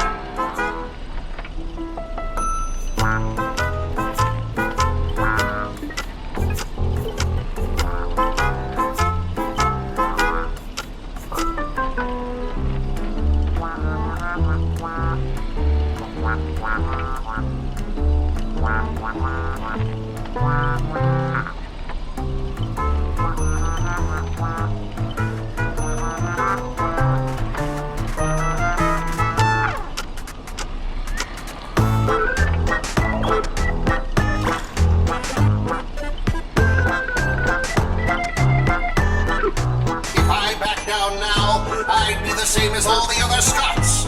So, if you want to hurt Miss Robin, you'll have to walk over my dead body, Ribbit! This nightmare is terrifying. Oh, foe, you've arrived just in time. Help me! Together we can crush this blasted evil spirit! Doesn't matter if you want to punish me later or demand an explanation. As long as Miss Robin is safe, you can do whatever you want with me, Ribbit.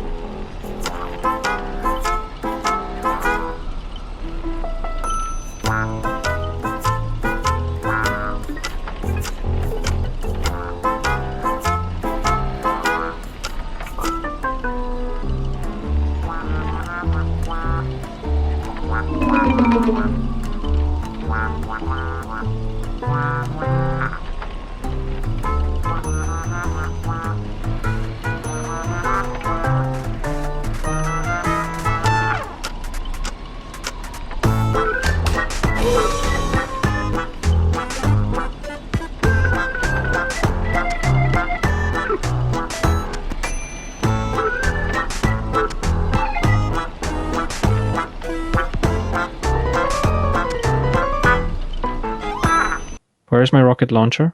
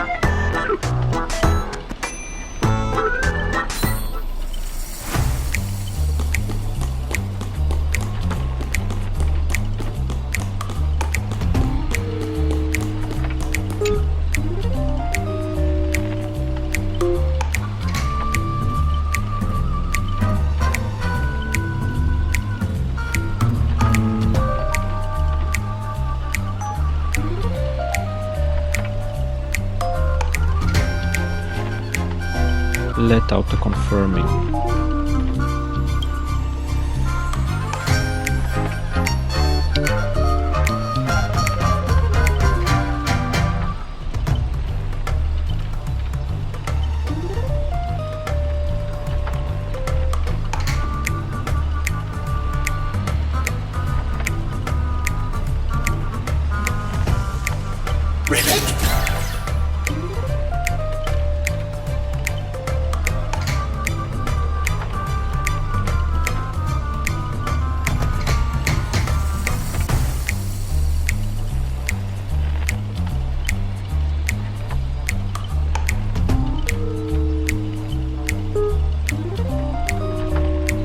Yes.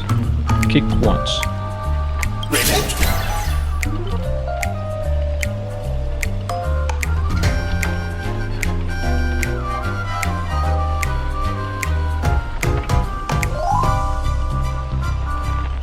No, give him a few more kicks.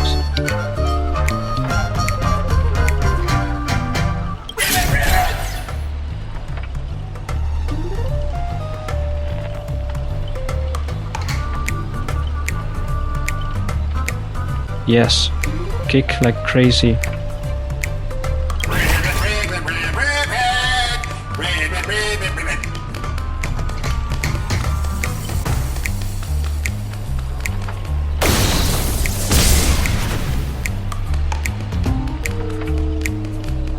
Back to normal.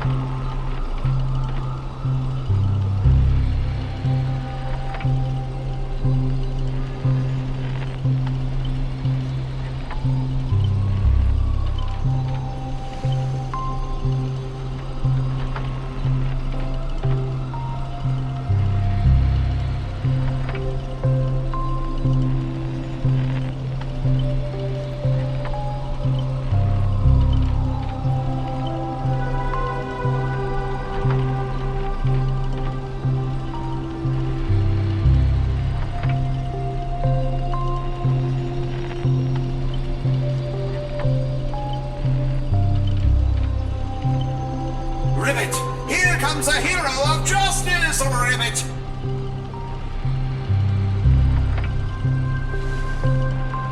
Alright, let's get down to business.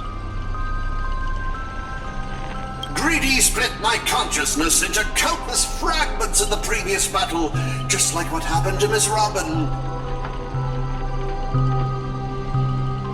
I'm honestly as shocked as you are. Who'd have thought there's justice in that man called Scott? And yet, my chest burns with righteous fire.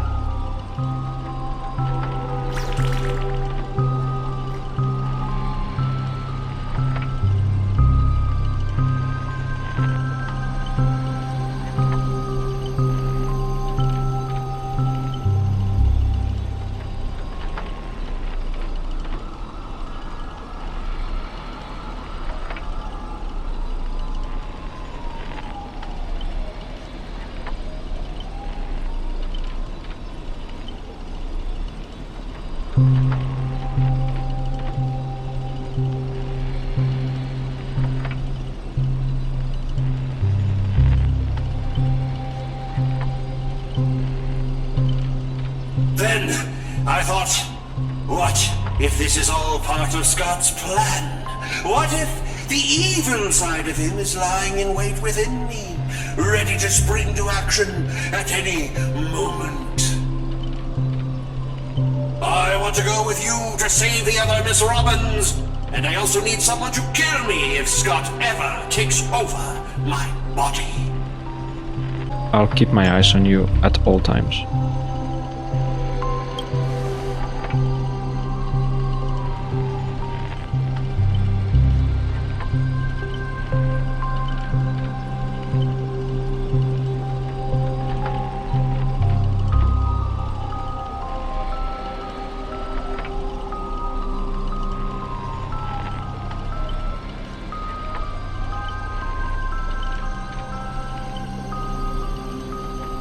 To honor the trust placed in me, I will never bend to evil, Ribbit.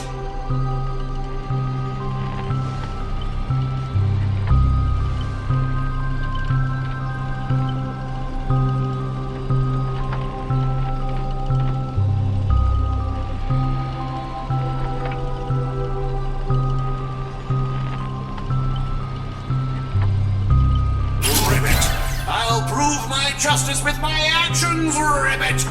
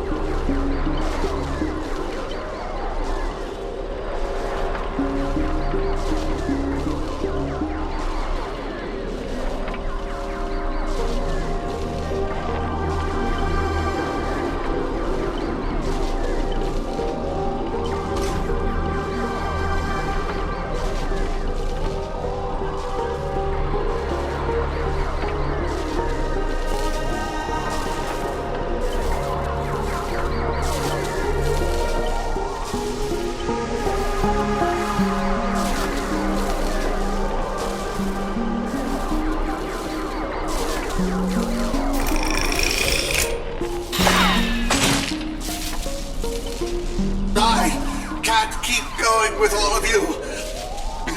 But I'll die happy, knowing that I gave my life for justice, to keep others safe. God, are you serious? Tell Rakshmi, the night we broke up, I lied to her.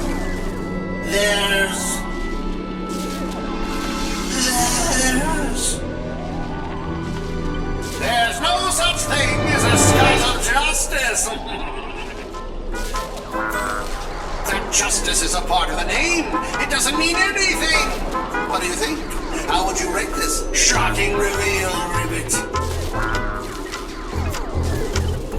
Director, heal me up!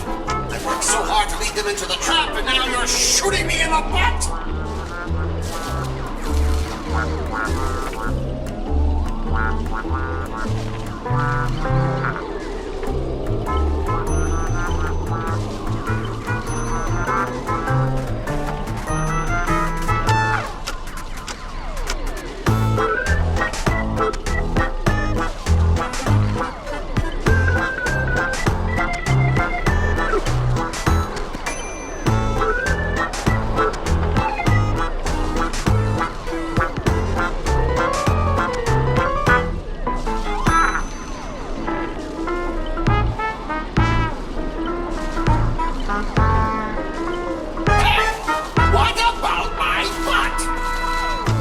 Just hang it up and the pain will be gone.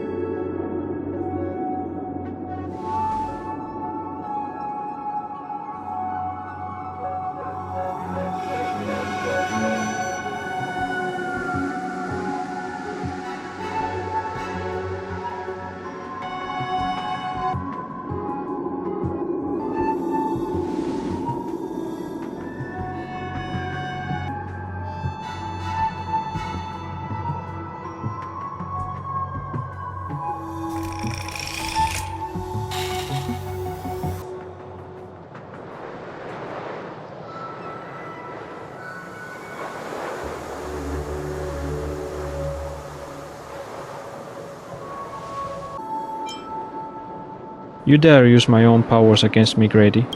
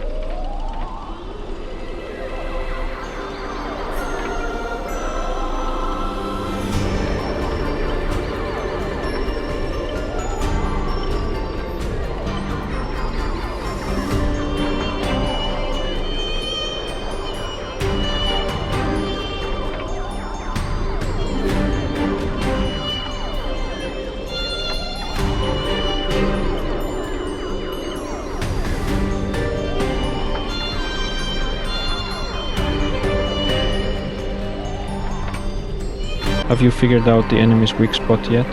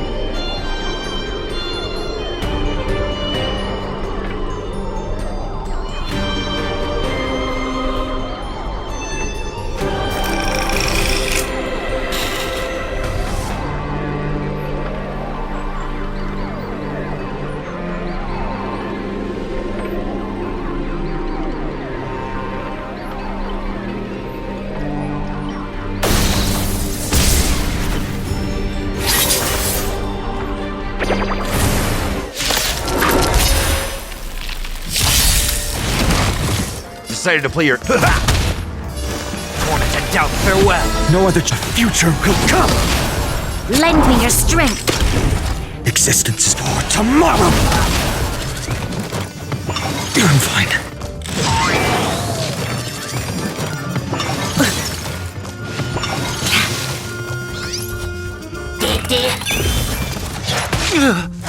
In the mood for another beat. I've heard the call. Serenity is before me. This will watch over you and guide you on your path. The future will come.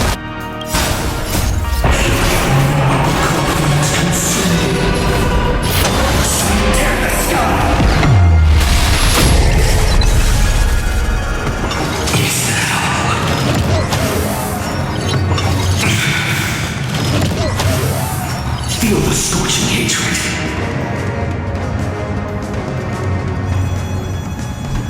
And the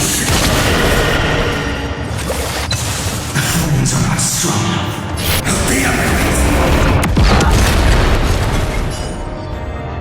Quench the first blood.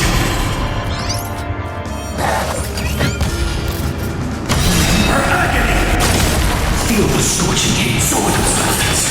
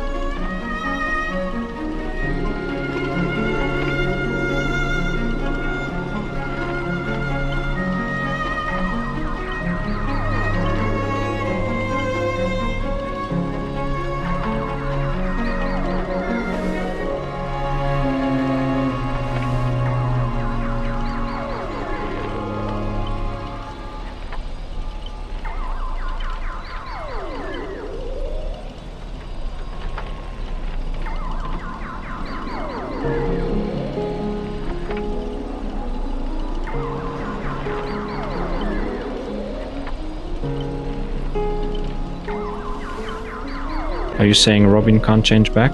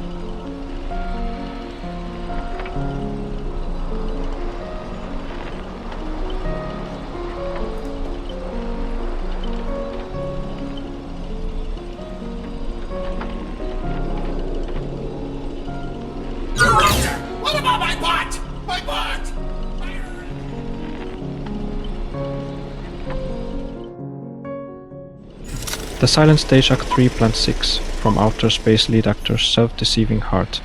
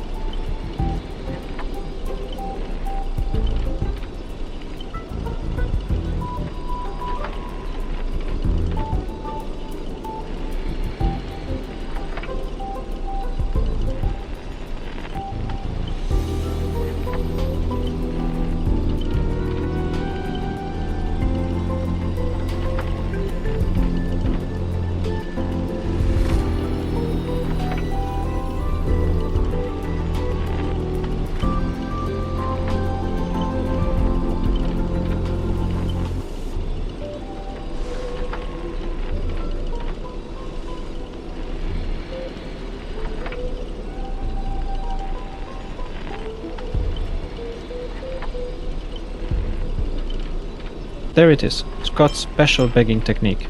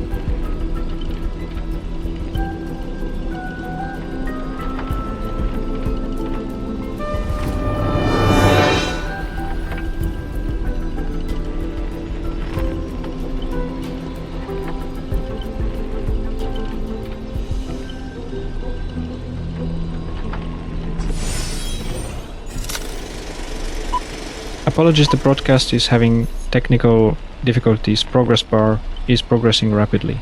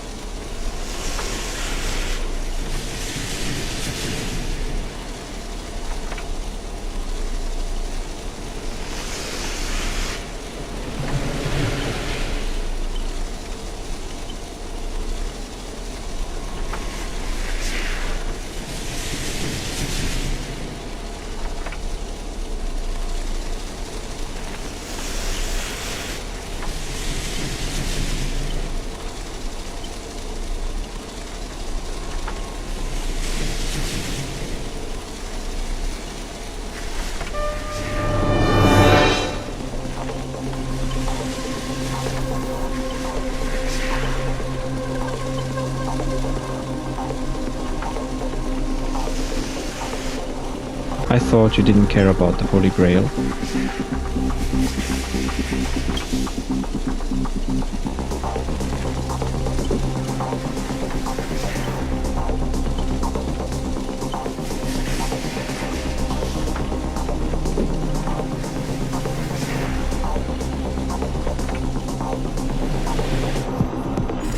The silent stage special feature, the Golden Gatekeeper lead actor's aventurine. Archer, as my servant, you'll come with me, right?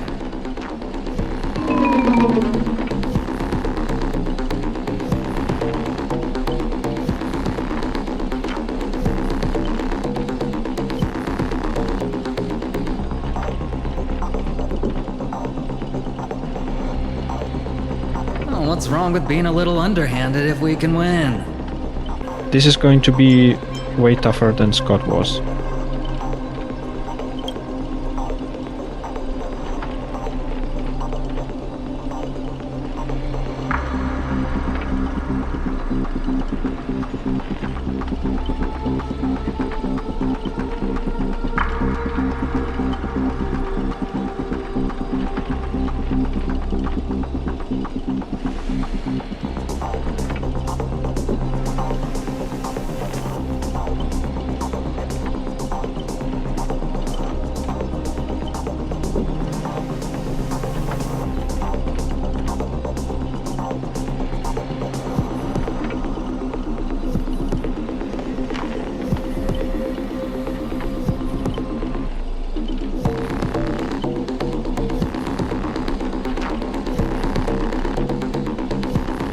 So you still refuse? You know, I should use my command spells to force you into submission, but I hate brands on the flesh that bend someone to another's will. If staying with them is your wish, then so be it. But sometimes, a change in perspective will make you see the gamble in its entirety.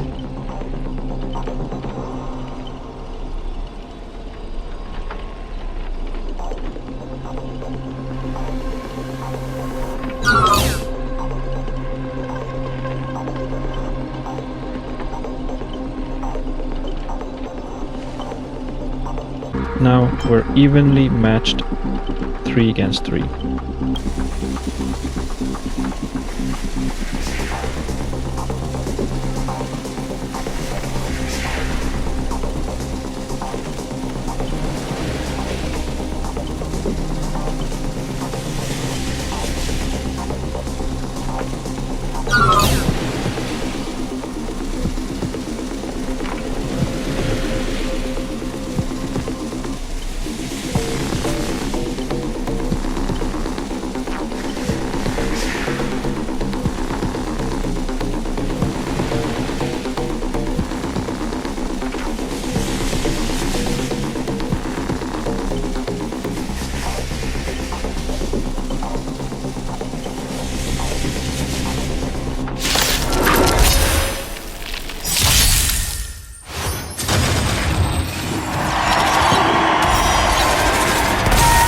In the mood for another beating?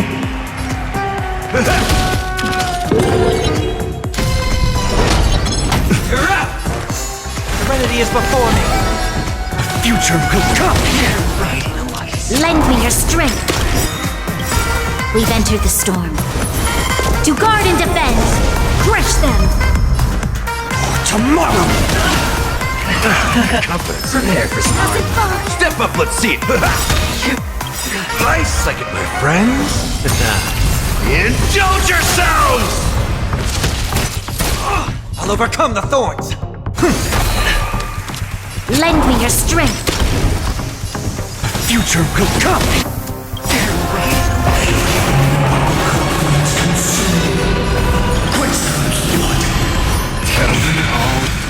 All or nothing. Let's strike. Tear the sky. I'll never yield defeat. Final play coming down from above.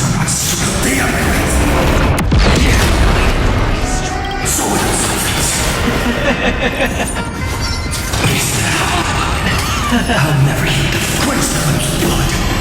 Prepare for some hard times. Scoundrels on Her agony!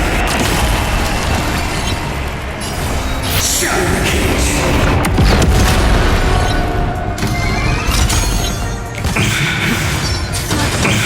All stars burn to ash. coming down. Serendipity! Serenity is before me. This. Watch over you and guide you on your path. Tomorrow! Lend me your strength. Existence is enough. Future will come!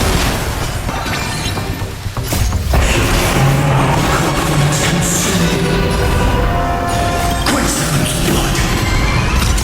Granted with strife.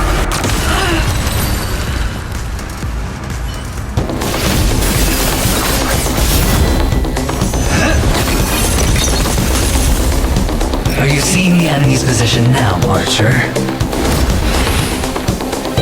Now it's time to put an end to this!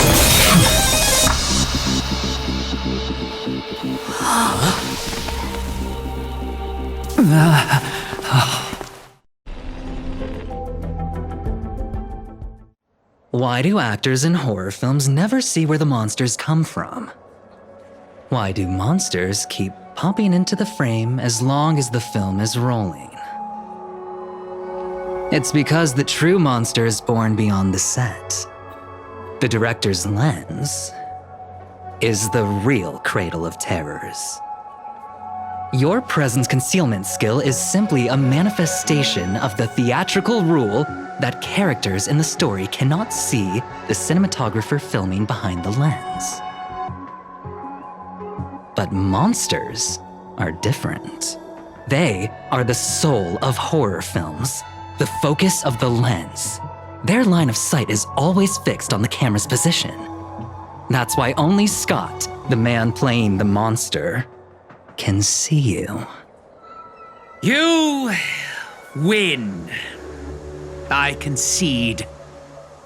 Having the devil lurking behind the lens and getting real monsters to step into the theater. That was my finest offline marketing campaign ever. Who'd have thought that someone could still see through my tricks hundreds of years in the future? How did you do it, friend? Did I never mention it to you? Well, I am your fan, Mr. Greedy. No wonder you know his films so well. A director of flops from centuries ago, catching the eye of a big shot from the strategic investment department. Thanks for the compliment, but that was a pretty bad lie from you. Oh, have more confidence in yourself, Mr. Greedy. After I stumbled upon your first movie, curiosity led me to dig through the archives of Greedy films. Now, you had each moviegoer sign a death and liability release waiver before entering the theater. And you released memory zone memes into the theater at intermission. Oh, these interactive marketing tactics were way ahead of their time. You could smell out exact market demands and deliver maximum impact with minimal resources. Oh, had we met back then, I would have made sure to secure a spot for you in the marketing department. I'd rather not be recognized for those achievements. You could have been rolling in riches. But you poured everything into filmmaking to create something you loved. You're a director worthy of respect for that alone. But what you've done is unforgivable. The watchmaker said almost the same thing to me back then. But like I said, I concede. I have no talent and can't create true art. I've come to terms with that after dying. Then could you tell us old Odie's plan? If he truly wanted to achieve his wish, he could have easily hired a few masters to stage out a variety show with a rigged outcome. but he deliberately gathered a group of uncontrollable individuals to participate in a Holy Grail war that might never even happen. Mr. Odie gave me a backup plan before I came here. When I lose, I'm to humbly admit defeat and invite everyone to the Grand Theater. Mr. Odie and the Holy Grail will be waiting for you there. You'll hear all the answers from him. And you, my fan, this little behind the scenes is just for you. I believe the reason Mr. Odie reached out to you all is simple. You'll bring in higher ratings for this show. Do you trust what Grady said? There's nowhere in Penacony more fitting for a grand finale than the Grand Theater. Oh, Mr. Boothill, why are you looking at me like that? Didn't expect someone like you to be that Fudger's fan. You could say my master's taste is as tacky as his outfit. Instead of calling me Master, a word that brings back dead class structures, I prefer you address me as Mr. Aventurine. See, Red Guy?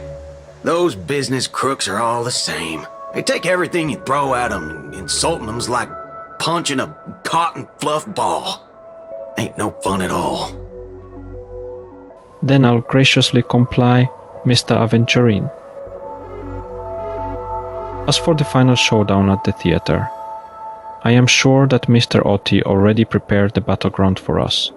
With the Holy Grail in his possession, he'll be a far more difficult opponent than Grady, as siege and warriors assemble to storm the walls. Now, this is starting to feel like a real war. I'm going with you. It doesn't matter whether Miss Node is now friend or foe. I will bring her back. Make Otai pay for emotional damage. Come to think of it, wasn't there someone else not far away? He is slowly slipping away with hushed steps. Oh, by the way, I think I forgot to ask. Mr. Boothill, do you know which department Scott's from?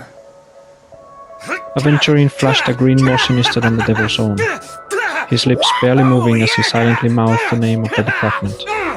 The space cowboy let out a hearty laugh, cracking his knuckles with a sharp snap, a wicked smirk spreading across his face as he strode towards Scott. You hear a cry straight out of a cartoon, over the top, full of flair and surprisingly heartfelt. And you just know for a fact that Scott won't be getting out of that hospital bed anytime soon. But have faith in the medical advances of the Cosmic Age. No Scott was irreversibly harmed in the Holy Grail War, especially not in a dream. Whew! Now, that's more like it. Let's move out. Let's move out. It is a mockery of a war, but you set it up so intricately. I don't get it. The 12 hours that reference the passage of time, and this moon placed right at the heart of it all. Anyone with magecraft training can feel power continuously flowing into this place, but this world has no magecraft or mages. So did you really design this whole Holy Grail war, old man? You don't exactly look like a mage. The sharp instincts of a businessman are enough for me to know where and when to make my moves. And the Holy Grail has told me everything I need to know. You are the servant of that galaxy, Ranger. I didn't think your nose would be even sharper than the Bloodhound family's minions. Is it really wise for you to charge in here on your own instead of loyally staying at your master's side? That cowboy's in quite a pinch right now and would appreciate a speedy rescue. What a pain if I blow your head off right here. That'd save my metal clump of a master, too. No? Let me offer you some advice from experience. The Holy Grail never grants wishes the way people expect. All it leaves behind are dead souls buried by their desires. I appreciate the advice, truly. In that case, am I not giving the Holy Grail a new purpose? It'll become an entertainment spectacle much more worthy of investment than some wish-granting chalice. Entertainment spectacle. I get it now. That clicks pretty well with the essence of the Holy Grail. No wonder it managed to power this Holy Grail war. I've been wondering what you could possibly put into the Holy Grail apart from wine. Given this is a barren world where mystics have completely degraded, but if something could replace magical energy, and manage to infuse the Holy Grail with enough power to create miracles, well, that changes things entirely. Instead of something that must maintain the concealment of mystics, the Holy Grail War will become a public entertainment spectacle. Instead, then the people on this dream-soaked planet will come to believe in the miracle of the Holy Grail through learning its rituals and witnessing the summoning of heroic spirits. And so, little by little wishes will turn into fuel, coating the Holy Grail in fabricated miracle. And the farce you've orchestrated will end up stomping all over those wishes. Quite the impressive insight, servant from another world.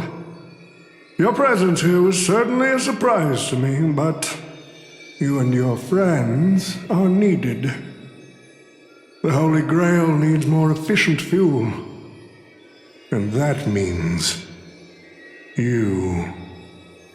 Miss Note? No. It's time for you to show Penacony your true charm. The curtain fell with a soft rustle, veiling the stage in silence. I did what you wanted me to do. Well done, my old friend. So many years have passed, but I still remember every performance you gave, every dance you danced, every melody you sang. You were like a blooming iris. But I prefer how you are now compared to your heydays on the stage. Stripped of all the external pretenses. So simple. So ordinary. Enough, OT. Outdated metaphors are as revolting as last night's leftovers. I've kept my promise. Now, it's your turn. There's no rush, my old friend. Everything you desire can be obtained without magecraft or miracles. Money is all it takes. The so-called Holy Grail is nothing more than a vessel crafted from gold. And the real stars of this show are about to make their entrance. Your job is to hold them off until the last step of the ritual is complete. Once that is done, I will honor my end of the deal. OT. Looks like your business acumen has rotted along with this world. I could barely restrain that one servant, and now you expect me to take them all on? Don't be so modest. Unlike Greedy, you are a true artist. You have the talent to bring thousands of characters to life all on your own. You are the perfect counter to these heroes. I will give you the power the Holy Grail has accumulated so that you can crush them all. Then this grand spectacle will come to a glorious finale.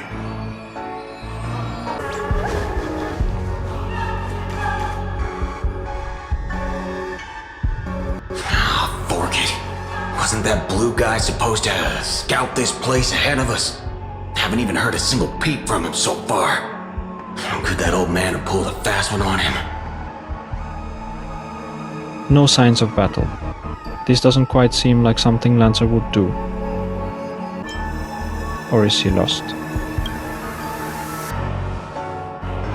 From what I know about that man, He might even stir up some pointless fights, just to walk away happy. His note!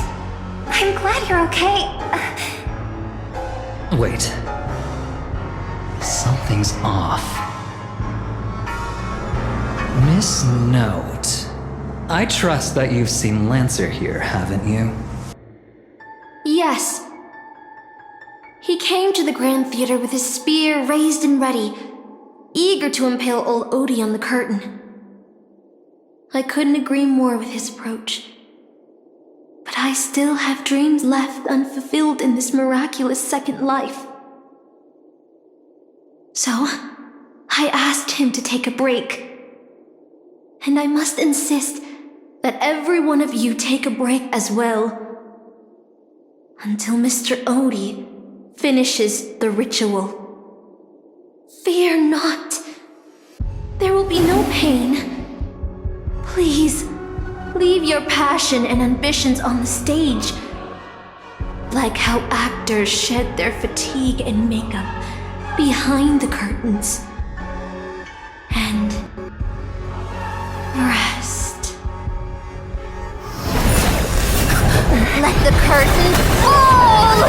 Canon Can presents!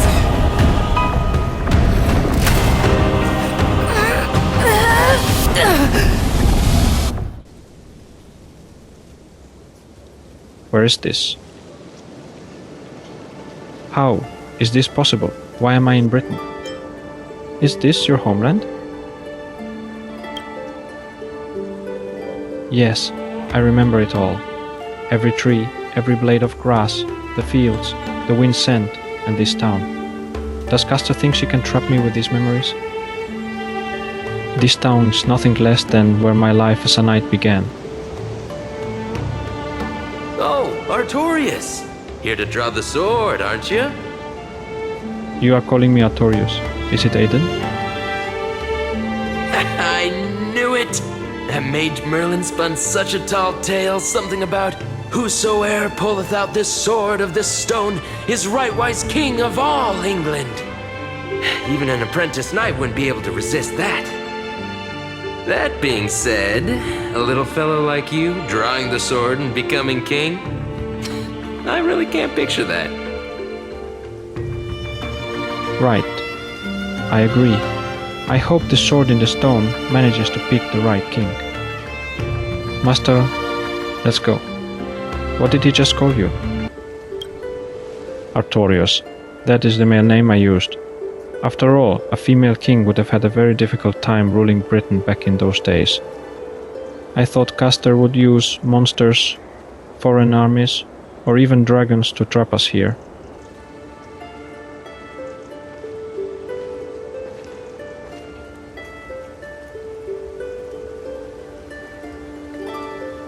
How I miss all this. I never returned here after I left as a knight. What we see before us is the childish dream I had when I was still just a nameless nobody.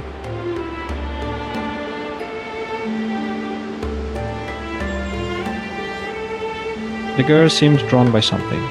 Her gaze wandered to the end of the path. What a shame! She has created such a fantasy for me. Yet I don't even have a mount. Is there somewhere you want to go?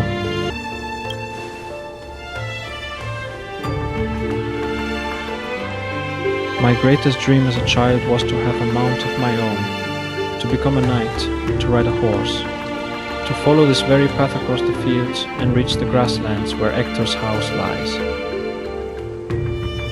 Who is Ector?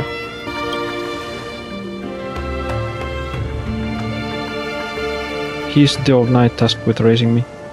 He was my father in a sense. He always wore a stern expression, but laughed at the smallest things. He always told me that he hoped I'd become the ideal king for this land.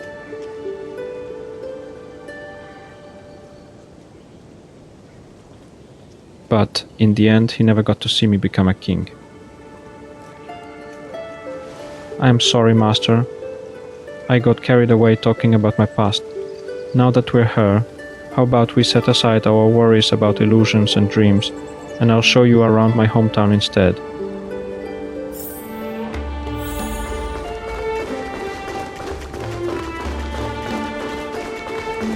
There, beneath a tree, a tiny night doll rested, as if lost in a dream that would never end.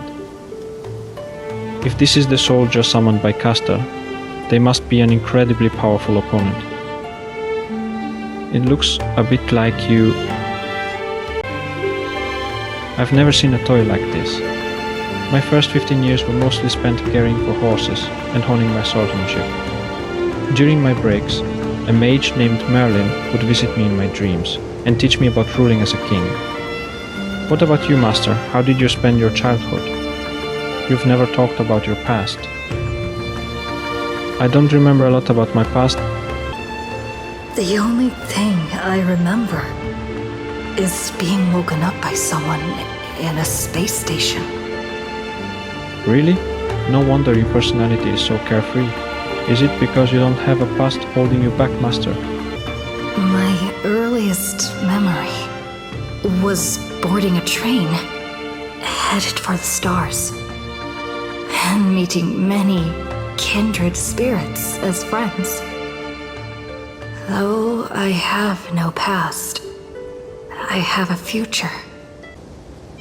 I am totally free. I'm totally free. Well, even in the face of hardship, you are still continuing on your wonderful journey. I wish I did that in my life. Once upon a time, I also wanted to become a specific person. I wanted to save the land I stood on and the people who lived upon it. I wanted to repel the tyranny of King Vorigern and the White Dragon. I wanted to deliver my people from the foreign invaders' hostile rule. I wanted to be the ideal king my people dreamed of, someone who would save Britain for that. I would have sacrificed everything. The mage told me that if I could pull the sword Fomer the stone, then I would achieve my wish. Everyone thought that I would save Britain, so was Britain saved. I didn't save Britain. I once believed that once I slew Vortigern and expelled the foreign invaders, gathered the knights of the Round Table and built the impenetrable castle of Camelot peace, would finally come to Britain. But that was all a fleeting dream. The knights who once served me abandoned me, and some even raised armies to challenge my rule. Britain was once again engulfed in war. Merlin had already warned me of all this, before I drew the sword of selection. He told me that once I drew the sword, I would meet a tragic end, hated by all. And while the kingdom was in its prime, he also told me that Britain would one day fall, and its current prosperity was built on the suffering of its king.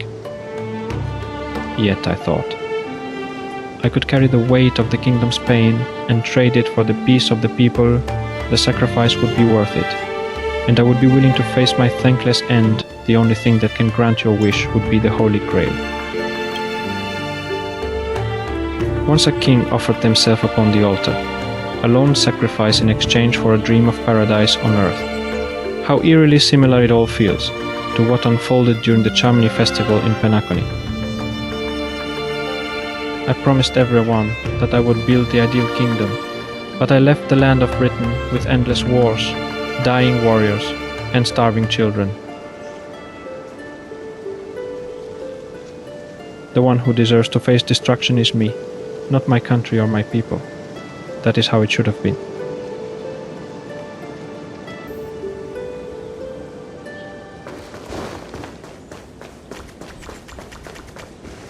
So this is the sword and the stone? I've wondered countless times, had I not drawn this sword, or had there been someone more suited to be king? Would Britain have truly become the utopia I dreamed of? And what kind of a life would I have lived? To pull out the sword and become king, or to give up and stay in my homeland to quietly live out my days? She has brought me back to the moment I made my choice. Saber, do you wish to stay? Master, I am so tired. I wish I had a horse to ride across these fields before the sun sets. You called out, your voice echoing, but the drawn-out words never reached the servant. In the moment she hesitated, fate had already been sealed. In truth, you were never here at all. What remains in this place is merely a shadow of you who fell into a noble phantasm, lingering in the dream of another. She was nothing more than an ordinary girl. Playing the part of a king was already painful enough. Why should we force her to continue in the delusion known as heroic spirits? Better to cast aside her sword, abandon her glory, and become a nameless nobody who watches the world's grand show on the sidelines. I'll help all of you to remove the hero's garish makeup, bit by bit, until I've wiped away even the choice you've made to become a hero. Until I've wiped away all the pain you've endured on this thorny road.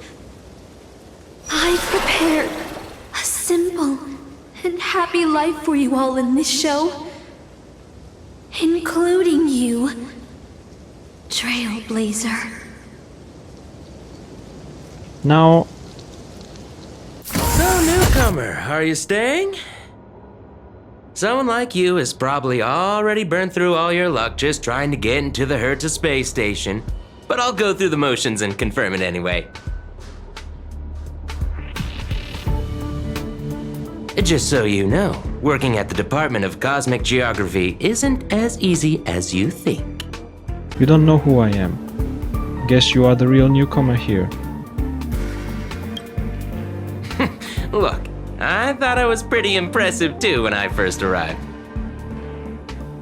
But you'll be beaten into shape in no time. You're just a regular researcher on this station. No one's gonna even bat an eye at your so-called talents and smarts. But I am a nameless. I don't belong here. Are you dreaming or something? Maybe you should take a sick day and get a checkup at the medical department. I'm a bit of a fan of the Astral Express, and I know that every nameless who boards it has been through some incredible adventures. So, tell me, what great deeds have you done? I faced Tank the Doomsday Beast's Ultimate. Oh, I've heard of that! Apparently, a valuable relic was stolen from the space station. It was swallowed by a mysterious intruder, which then led to an attack from the Antimatter Legion. If it weren't for Madame Herta stepping in to handle the crisis, we'd all be burnt to a crisp by now. Any idea who that mysterious intruder was? Yep, you guessed it. It was you, lass. The only reason you got a job here is that lead researcher Asta took pity on you. I defeated Fantilia on the Xianzhou. Oh, you mean the Lord Ravager who recently appeared on the Xianzhou and caused a huge ruckus? From what I've heard, her plan was foiled by the general of the Luofu, but the Xianzhou people paid a heavy price for it. Listen, don't use someone else's tragedy as your bragging material. I woke Penacony from its eternal slumber. Let me guess. Next, you'll say you were invited to the Charmony Festival and became the festive superstar. I even became a shareholder there.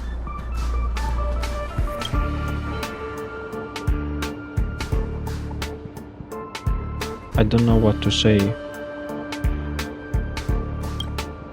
Oh, I know what's happening now. The Department of Implement Arts imported a batch of dream bubbles. Loads of young, naive researchers have been wasting entire days in them, ignoring even their paid work. You probably ate too much of that Memoria too and thought those illusions were real. Why else would you believe you're a nameless aboard the Express? Well, I can't say I blame you. I heard the Express did invite you to join them. but you turned them down. Are you regretting that choice now? But I did board the express.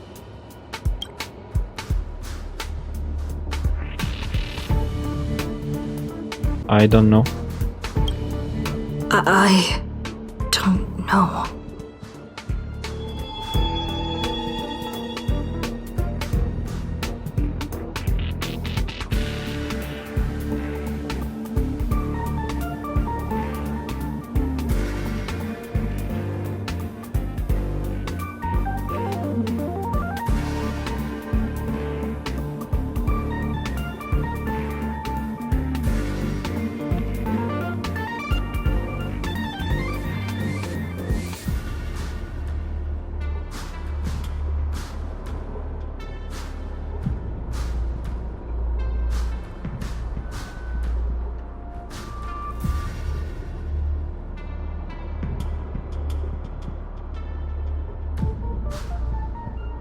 Isn't this the Department of Cosmic Geography? Well, your resume doesn't show any particular skills, so I'll start you off with some light tasks. Sort the Department of Cosmic Geography's expenditure report for the past 6 months, schedule research meetings for the upcoming month, collect project proposals from all levels of researchers. Yeah, that should keep you busy for a while.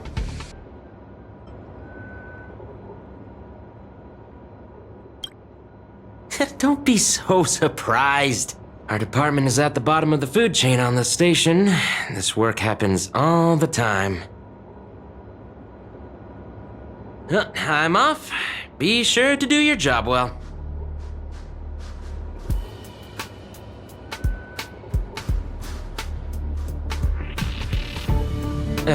Yeah.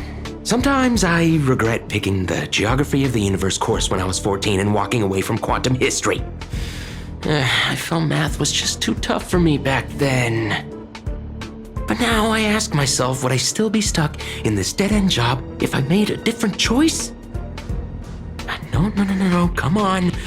Don't worry about the what-ifs. Why waste time regretting a choice you've already made? Look at me. Things aren't so bad here. Are they?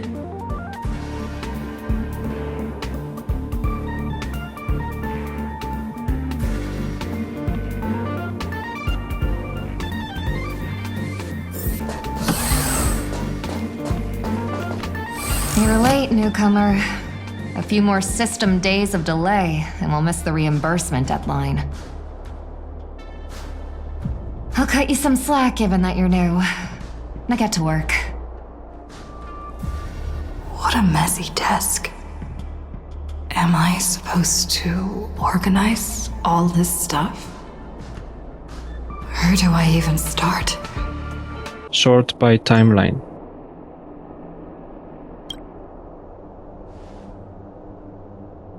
Yes, that is it. Calmly and nicely. Drop the fight. By now, the job feels like second nature. Might as well tidy up the last of the files.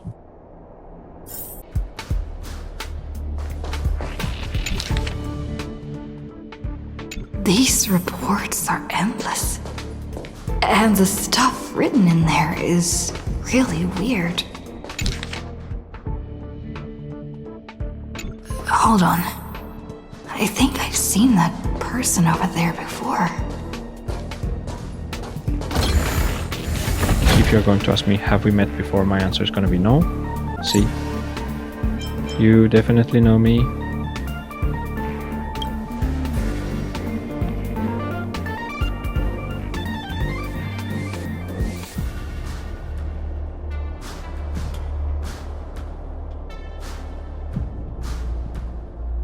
Come on, Uncle A. Don't you ever feel like you don't belong here? We shouldn't be here.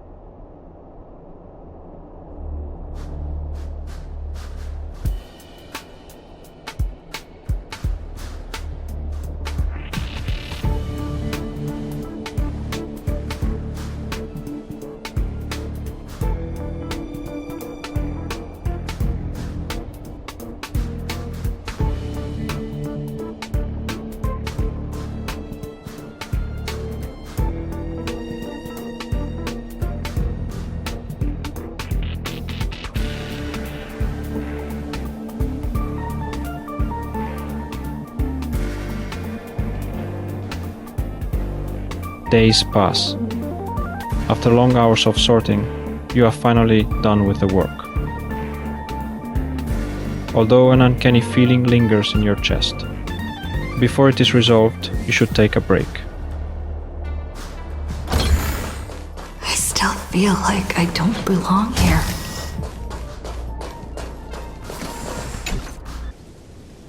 Drifting quietly over the surface of a dream, suspended in the moment be you sink. Let me tell you a story about a king named Uther. He ruled the people of Britain before I showed up, and after my appearance, he lashed an attack against the White Dragon to protect his people. A battle that ended in defeat. Even so, people still called him the greatest king. What do you think made him a hero? The innate glory of being a king? No, the names of kings from other tribes, kings equal to his stature, have all been forgotten.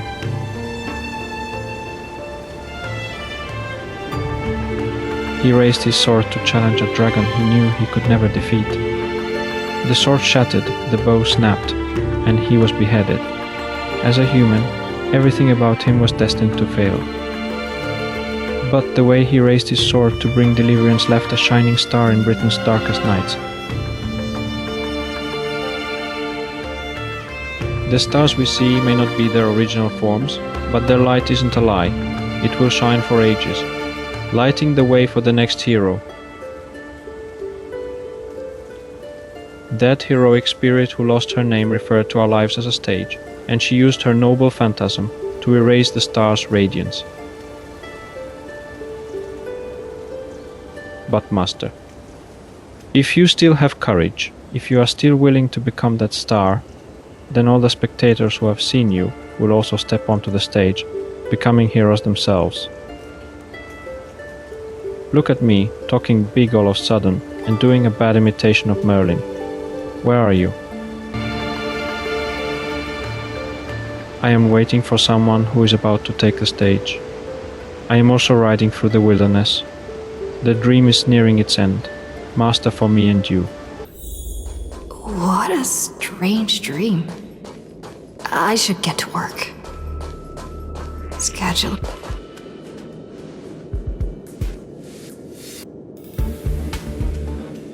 I am here to work.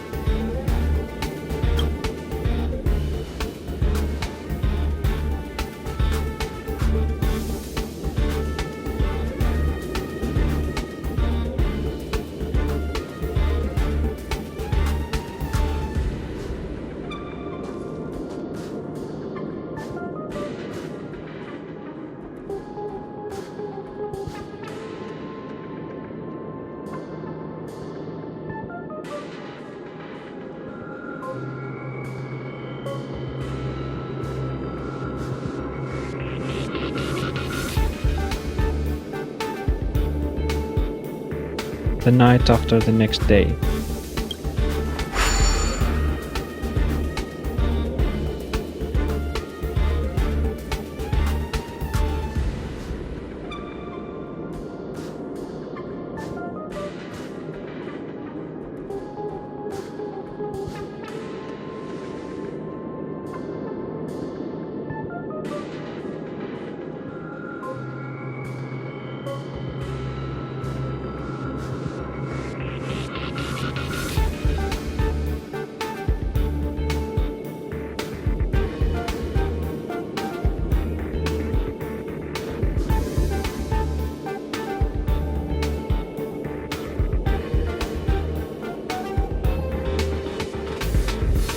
Ten years later.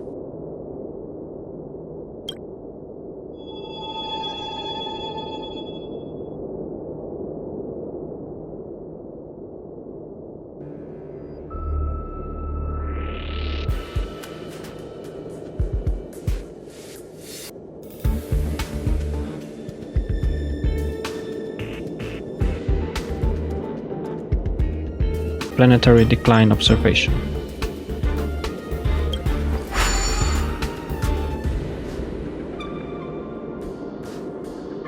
Visit from IPC specialists.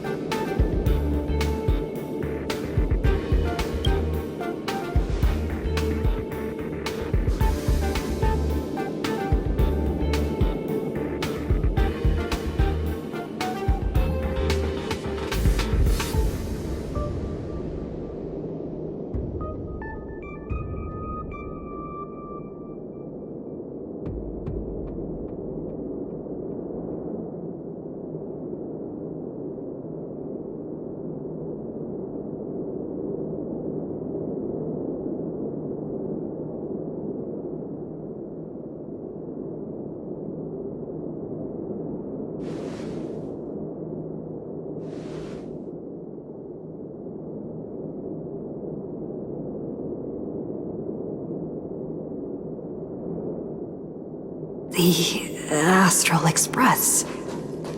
I turned down their invitation back then. Did I really make the right choice?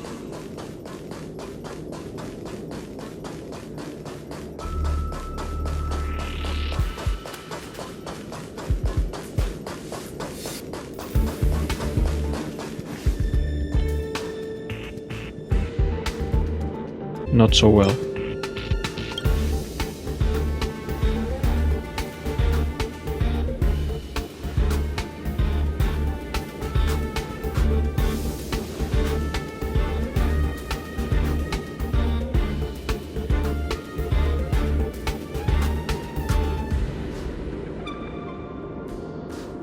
How is Pom Pom?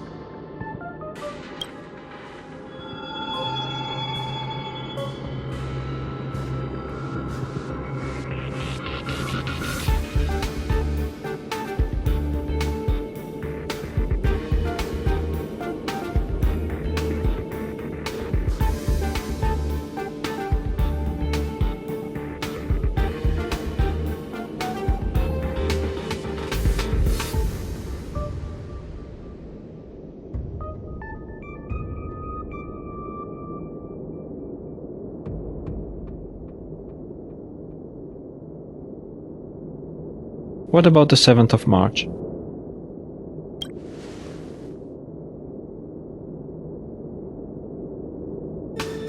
Any new passengers aboard?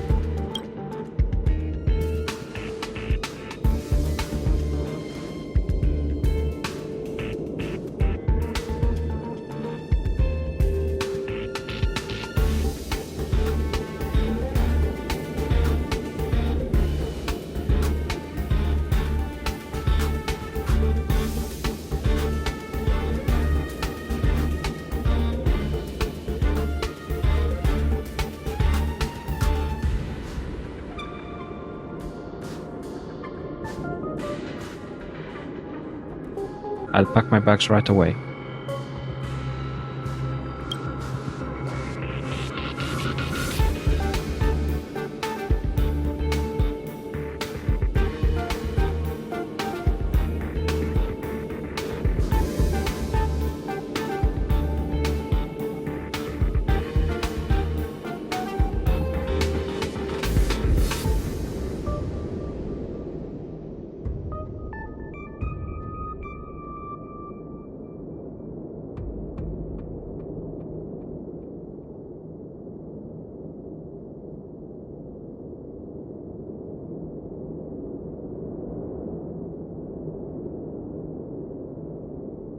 I'll think about it. I'll make sure to give you my answer before the express leaves.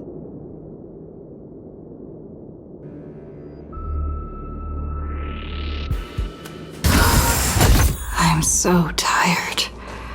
Maybe I should head back first. The Astral Express.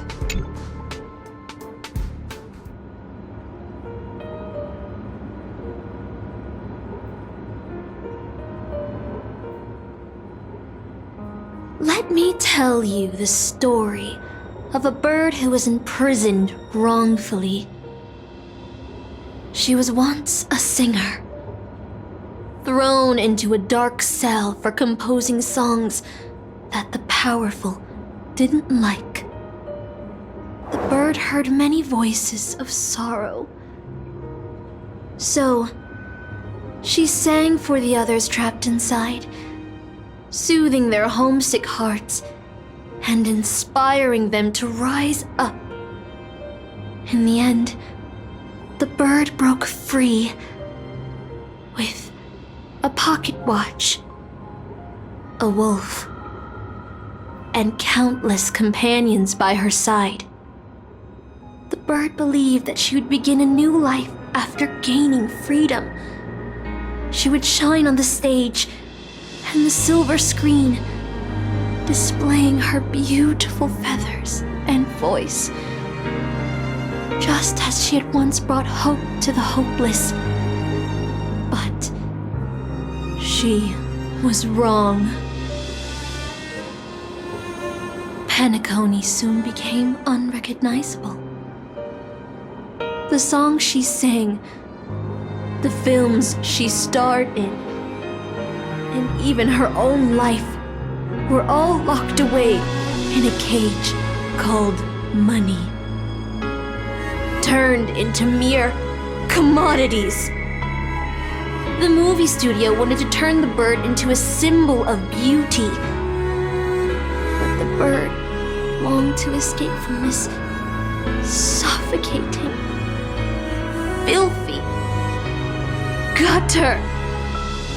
They stripped away her stage name, replaced her with a fresh-faced chick, and smothered her with slander and rumors, leading her to a disgraceful end.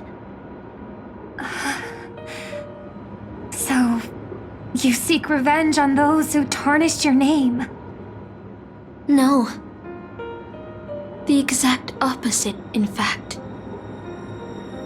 When I returned to this world, I realized there was no one left to take revenge on.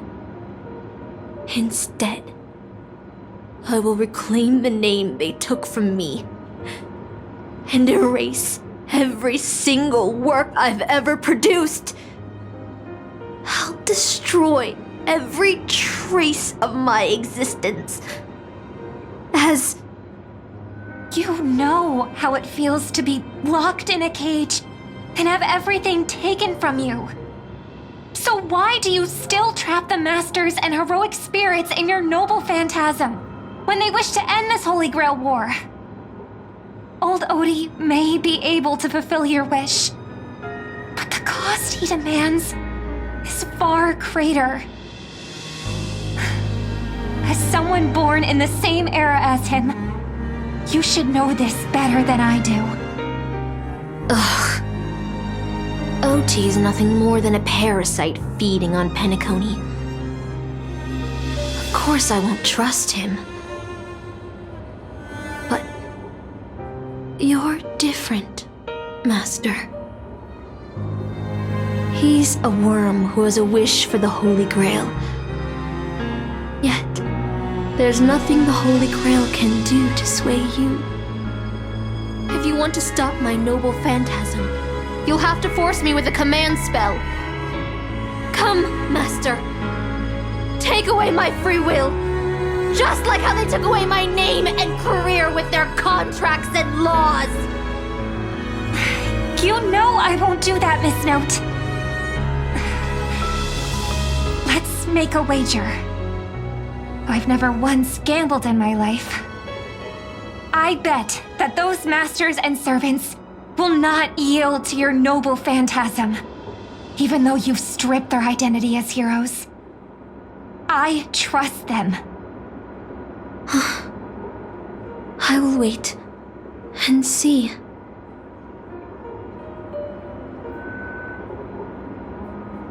I feel like I had a strange dream, but the details keep slipping away. My body feels so heavy.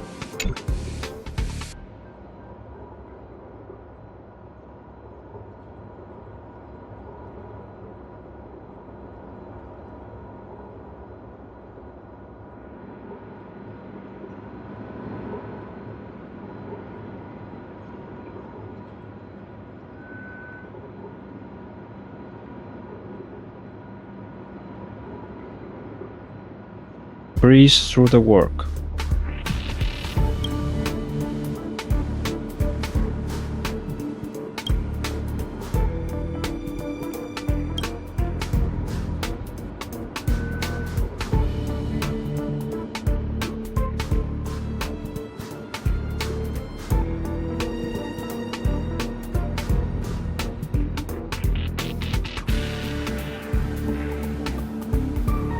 I don't know where to go.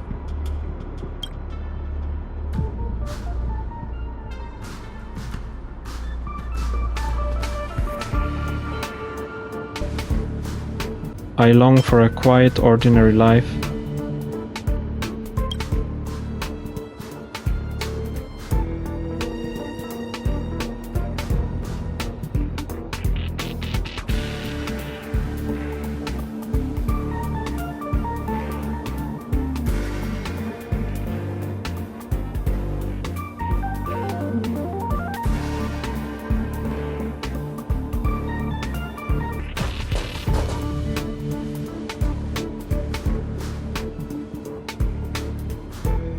I was once a trailblazer on the Express.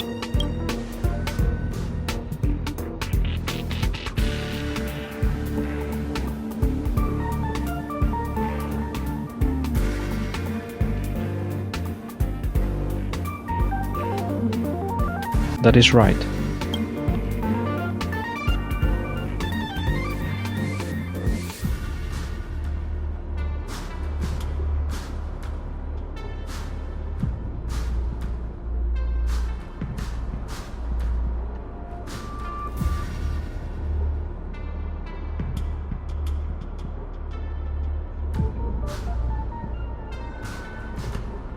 I want to go on an adventure into the unknown.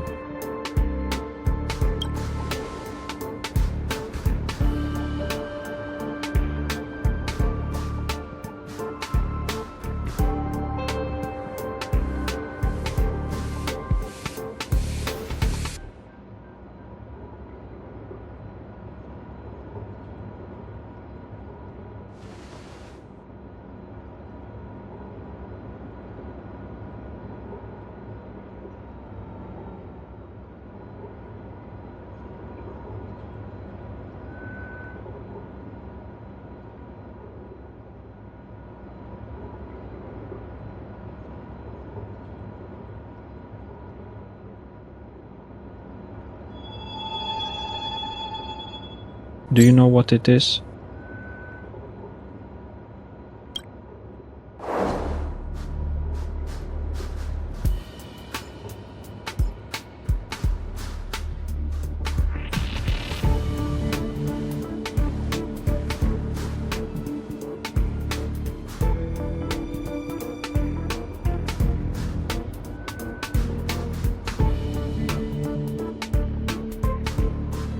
I must set off.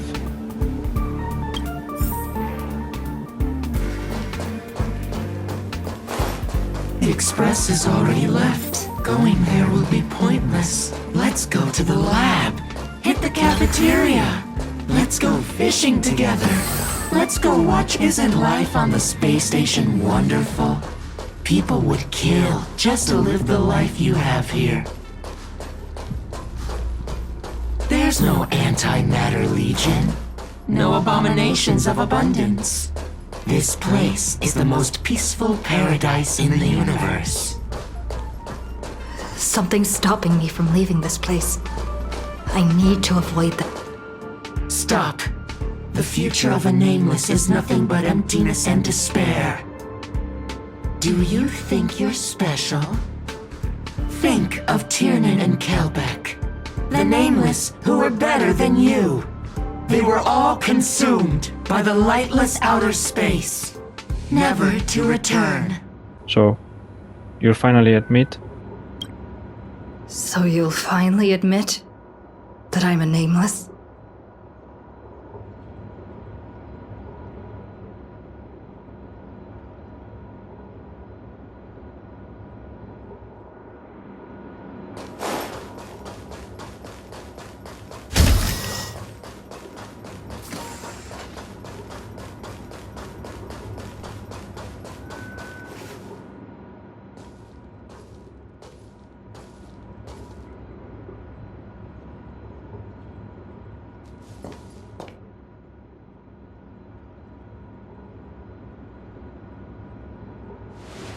Would you still pull this weapon out? Even if it'll bring about a tragic end?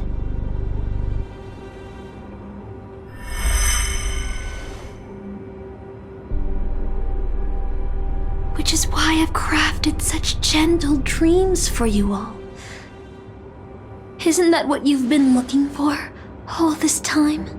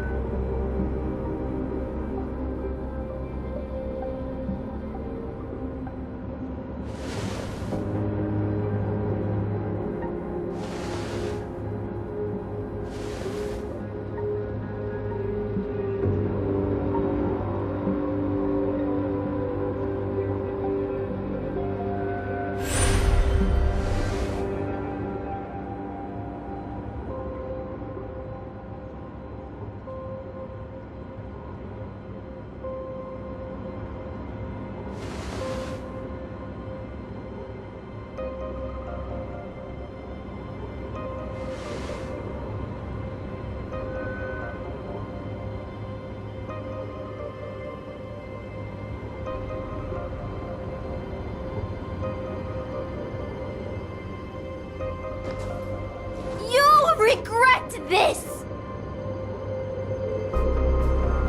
Grab the bat. I'll never regret.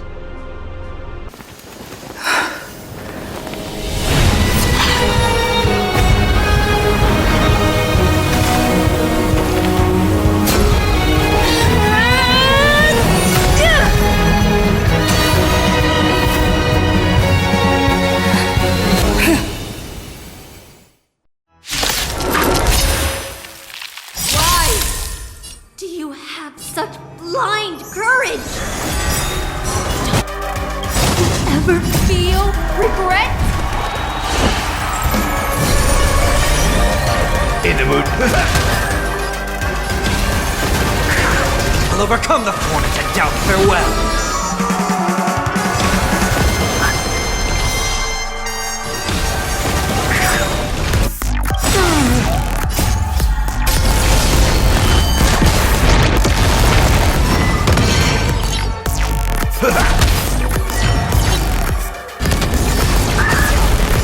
Heard the call.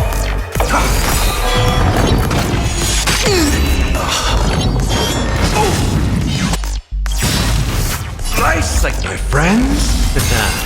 Indulge yourselves! In this mortal form, watch over you and guide you on your path. I can't become a fool like you. And I won't agree with your choices.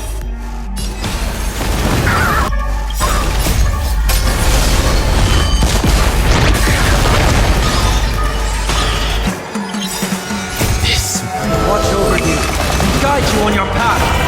Step up, look, it ain't over. Harmony and unison. Night.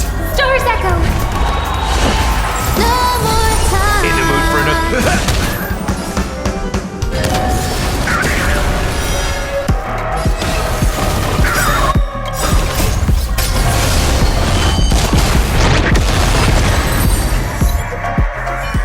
I failed. Just like how I failed in life. This is a fitting end for a traitor. The performing arts had given you so much pain, Miss Note. Why did you choose to remain on Penacony's stage after leaving your prison? Because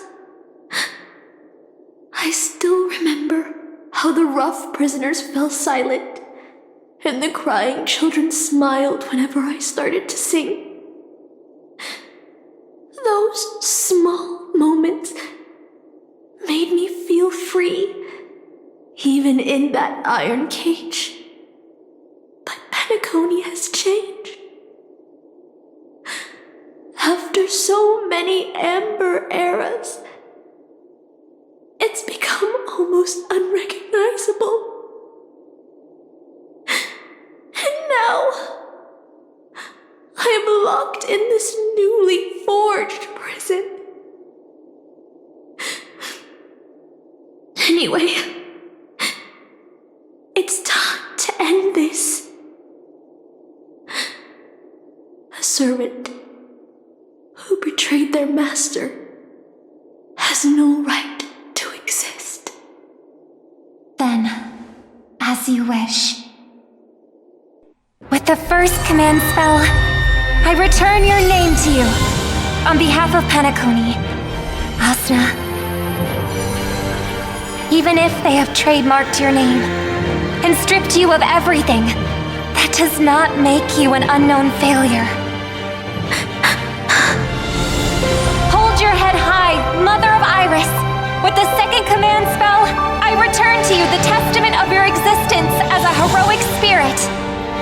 Your death was what made singers and artists realize the need to reclaim their freedom and dignity for merchants. You are not some forgotten shadow. You are the founder of the Iris family, one of the 5 major lineages of Penacony. That's why you chose to borrow that name, isn't it? A figure shaped by your students and friends, by Maven and the Watchmaker. Miss Note, the one who sang freely in Dreamville. No more. I don't want to hear anymore. With the third command spell, as your junior on the stage, I return to you your freedom as a person. Mother of Iris, you will no longer be controlled by anyone from this moment on. You will now only dance for yourself. This farce is nearing its end, but I hope you can step out of the Grand Theater before you disappear and meet Penacony's artists. You are still a hero to them, no matter the slanders your name bears. Meanwhile, the master and their servants, frees from the dreamscape, stepped into the heart of the Grand Theater. I sense a powerful force, similar to magical energy. It seems the Holy Grail's holder is about to complete the ritual. The last two servants left are Rider and Berserker. Which one will face us? Or will it be both? With the enemy already in possession of the Holy Grail, it looks like we're in for a brutal fight. I'll lead the charge. Master, I swear on this sword that I will protect you, no matter the cost. Boothill and the others got out too. Should I go? A different life? Penacony's dream bubbles are pure cancer. The Charmony Festival nearly killed me. And that servant's fantasy almost finished the job. So, where did you put you? I had a dream where I could never win. I got to live as an obedient serf and gave up on even the thought of gambling. Darn right. Quit gambling. That's quite the educational dream you had there. And you? Where'd you send you? Me? I had a long-awaited reunion. As they talked, Boothill had already loaded his gun. Next up, the final battle with the Mastermind.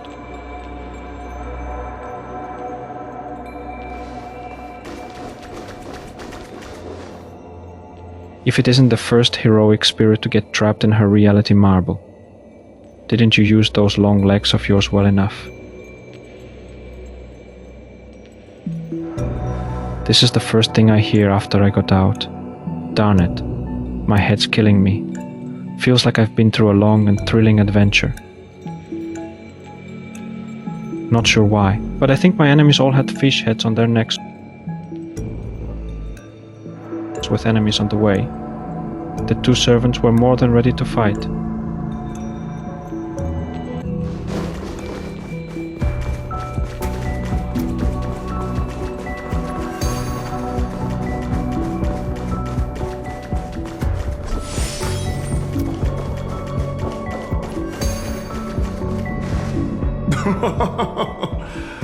Looks like Lady Osner has failed.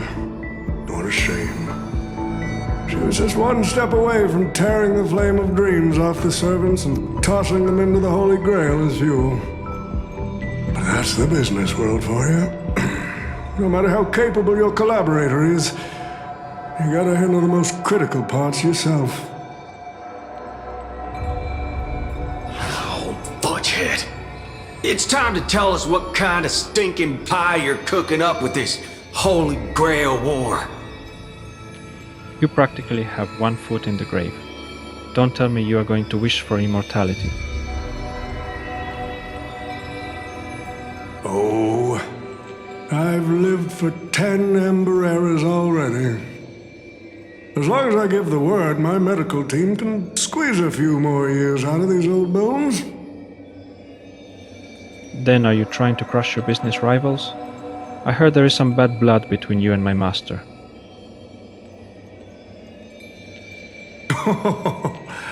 What a great misunderstanding. There are no enemies that can't be made into friends in the world of business. Good point. But I'm still very curious about your little scheme. Mr. Oti, Surely you wouldn't be like the mages I know, willing to forsake both life and humanity just to reach the root of all things. Miss, what you're talking about is something only the Genius Society would obsessively chase after. What is your real reason then? I've been very clear about this from the start. The Charmony Festival met a hasty rap, and Penacony needs a fresh economic boost. We need to create a business venture that will grab everyone's attention. A holy grail that grants wishes is just the golden goose we need. If this ritual works, then Penacony will own a glorious show to keep the money rolling in for 10 more Ember Errors. A carnival that even the Charmony Festival can't compete with. Even if I do have some personal objectives in this first ever Penacony Holy Grail War, that's none of your concern. Why don't you just ask the Holy Grail for cash? Wealth that pops out of thin air will only lead to inflation. Financial growth can't be achieved by miracles. It requires precise balance and expert handling. I like money, but I don't like to play a numbers game. What I like is watching people swarm into Penacony, spending their entire fortunes just to buy a chance to enter the Holy Grail War. I like having alfalfa credits pour out of the Gilded Hour, entering the Cosmic Exchange.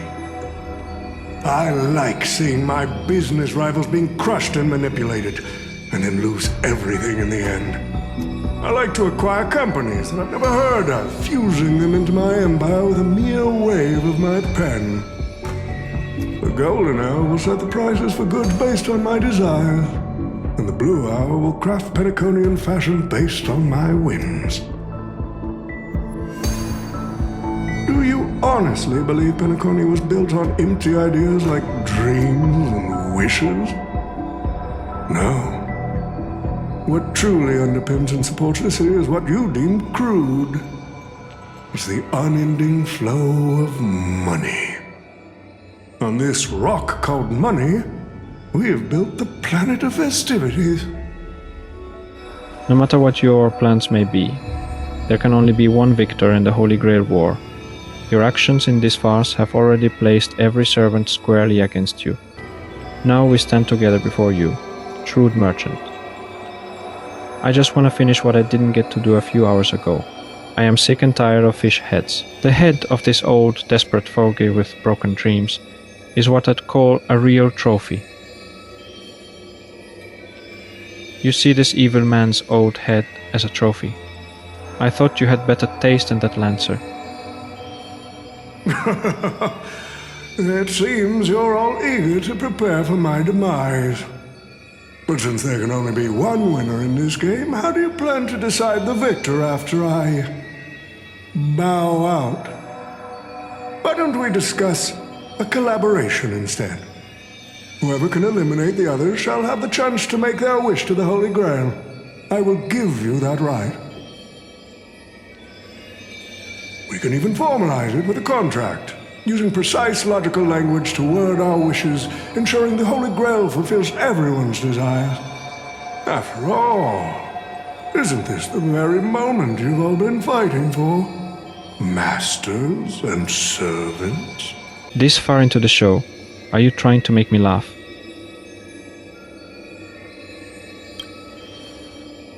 A Holy Grail that sullies everyone's wishes is just counterfeit for us to smash to pieces. Isn't that right, Master? Nah, we need to whip this fella's hind end, then smash it to pieces. Our opinions rarely align, but I am fond of this idea. What do you think, Mr. Venturin? It is nice to play as the hero of justice now and then. Isn't it? Well, I've already been the scapegoat once today, so I'll pass this opportunity to Mr. Odie. Sir, it seems I won't be able to claim the Holy Grail for you. I trust your choice. I must thank Miss Note's dream for showing me the truth. What truly matters is not the ending, but the journey we've taken to chase something, and to deliver it from destruction. I don't need the Holy Grail. The wishes I did not fulfill will end here. If you are all so keen to make me your enemy, I suppose I'll have to become the final challenge on this variety show. The rules said a master is supposed to summon a historical figure as their servant to enter the Holy Grail War, but who should I summon? This question has haunted me for quite some time. Should I get the washed-up director I sponsored? Or the legendary star whose name I purchased? No, they are not worthy of being my servant. That's when a thought crossed my mind. Why not summon myself? A person who's still standing strong after 10 amber eras of business intrigue? Isn't this living legend staring back at me in the mirror? I used myself as the catalyst. I wanted to see how the business magnate Oti reflected in the history of Penacony would respond to my call as a servant. I wanted to see how people truly view me in history. And have you got your answer?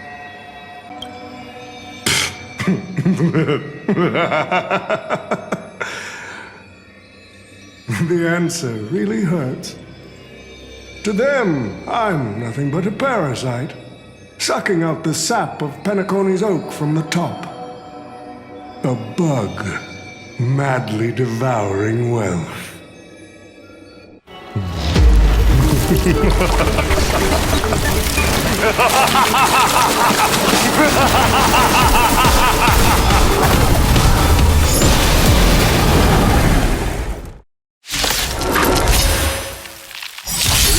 To take the Holy Grail?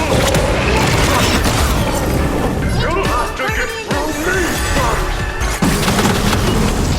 first! So, the person we've been talking to was old Odie's servant all along? I can't thank you. I order destroy all that is evil!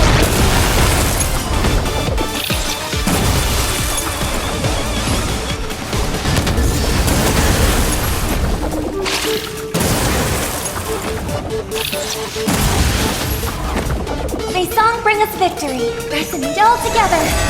I've heard the call. Serenity is before me. This. Watch over you and guide you on your path.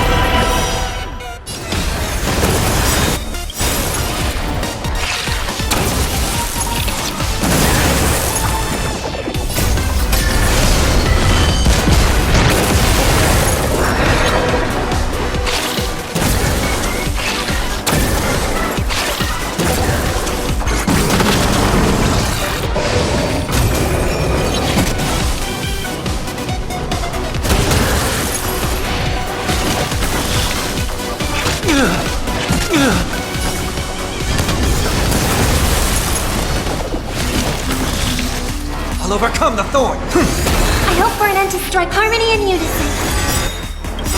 Tonight, stars echo! No more touch! Rush it, Saber!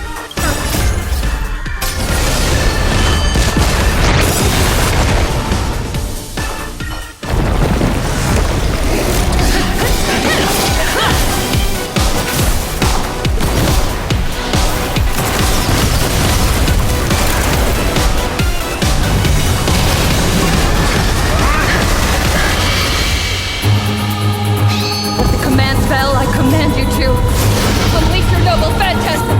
Shatter the Holy Grail!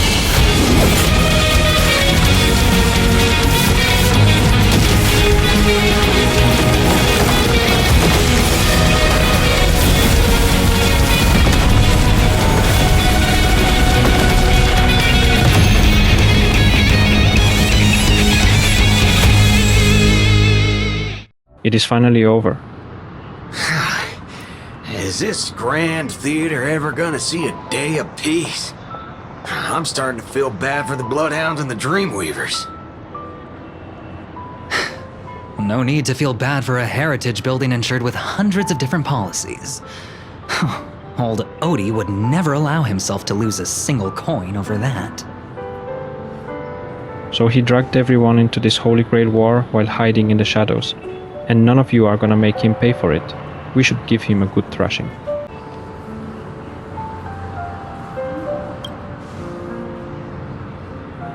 Unfortunately, no master was harmed in the making of this show. Even if we tried to hold him accountable, he'd probably just brush it off with his usual tricks. The best legal team money can buy, and sky-high compensation. And I fear the Holy Grail War has already given him returns far beyond what he's put into it. The silver lining is that this little spectacle will serve as the perfect excuse during negotiations for Madame Jade to pry open an even bigger opportunity in Penacony. So the IPC is still the final winner of it all. Oh, don't say it like that. This is a good thing for Penacony shareholders. These Penaconian rules stinking of money won't keep me down. Lancer, let's go take care of that old budger. Master, while I am all in on that suggestion, time's running out. Without the Holy Grail holding us up, US servants need to go back to where we belong. Are you leaving already? Such a shame, brother. If we ever cross paths again, I'll take you to the finest honky-tonk in the cosmos for a drink. Finest in the cosmos, huh? That is something to look forward to. Alright? No need for a tearful farewell for us, bros. Let's not ruin the good run we've had together. Till we meet again, buddy. And you too, seriously. Why can I never get a proper fight with you? Is that so? I distinctly remember beating you. You know me. Just a humble archer. Let's call this one another loss on me. I am done arguing with you lot. I am gonna take another peek at Penacony's views before leaving for good.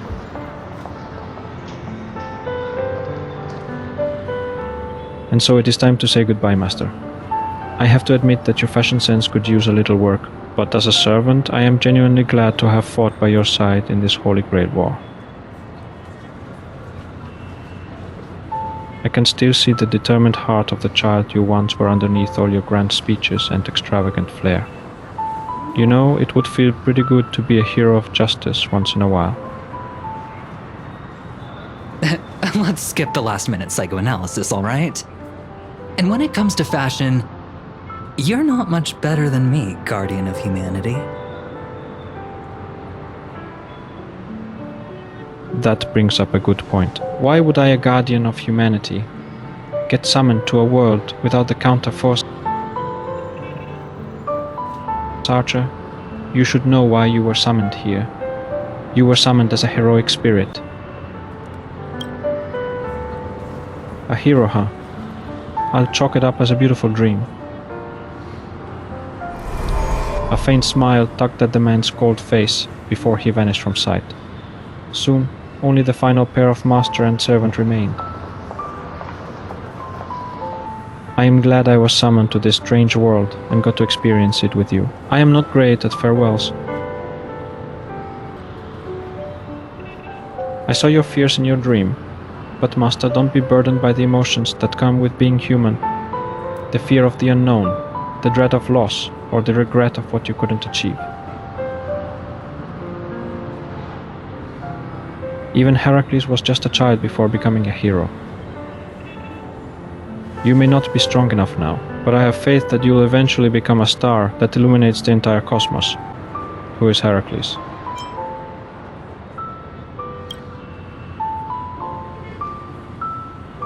Master, please send my regards to the person you will become in the future.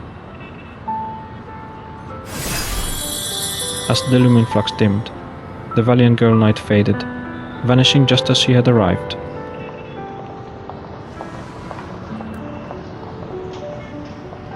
At the same time, in the Dreamflux Reef, The host of the Holy Grail War is sitting elsewhere, watching the scenery with interest.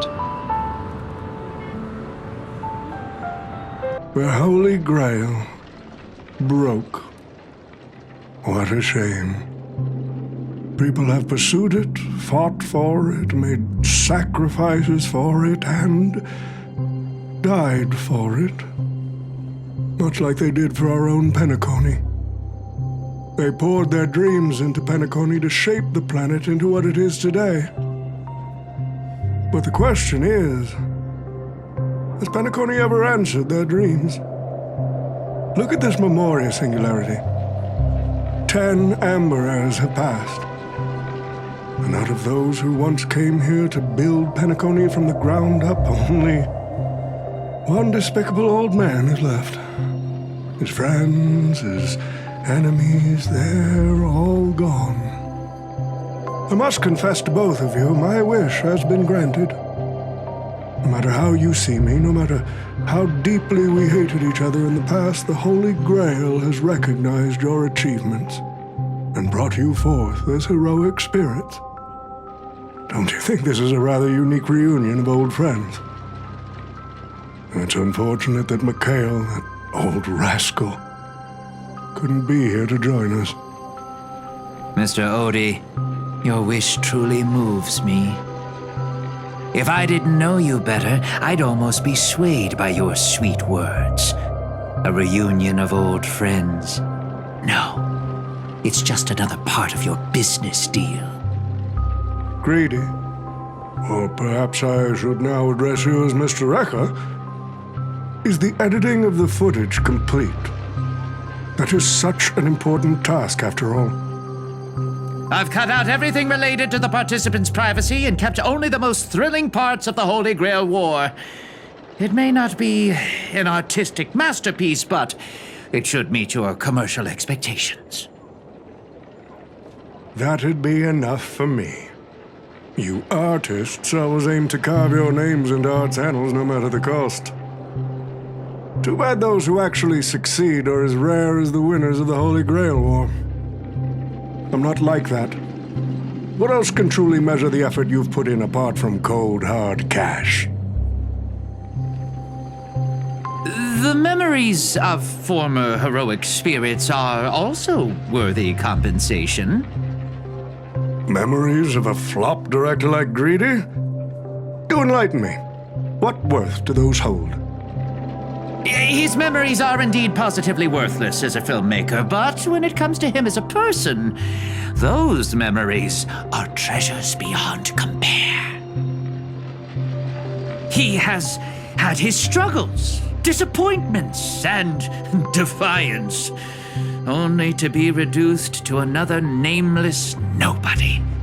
That man is a symbol of the Penacony of his times, a most ridiculous clown and a most genuine hero. How could I ever miss out on a memory with as many facets as a veritable diamond? But now, I'm more curious about you, sir. You've spent so much money, only to create such an unsightly mess. Aren't you worried you'll end up in disgrace like Grady? A merchant at my age who still cares about dignity would be an absolute failure. Oh, in that case, my business here is settled. I'll take my leave. All right. It's your turn, Miss Hasna. I'll sign the declaration to renounce the trademark on your name and all rights to your creative works. Are you happy with that? Happy? Never. But if you don't carry it through, I'll squeeze your puny neck with every ounce of my strength until I disappear! I'll watch you take your last breath, even if I know it won't actually kill you. Goodbye, Penacony's most successful merchant. There's something I've always wanted to say to you. I wish you were already dead.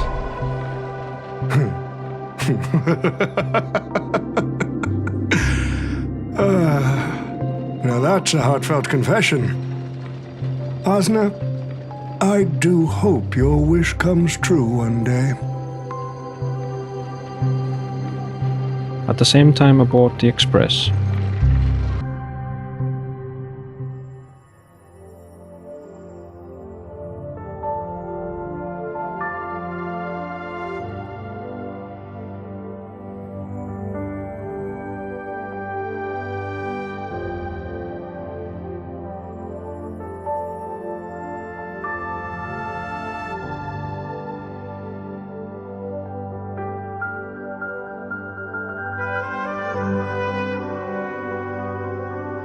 March 7th is always bringing back bizarre and curious things. One time, she even brought back something called a raiding pistol, and it only gave Pom-Pom a single point. Also, watch out for Himiko's coffee.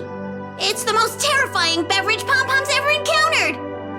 But please don't ever tell her that to her face.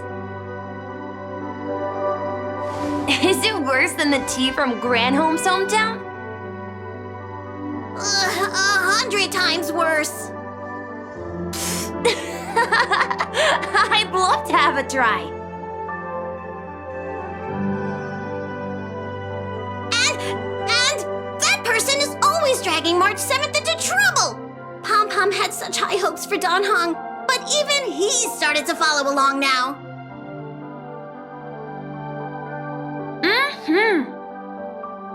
You passengers are all the same.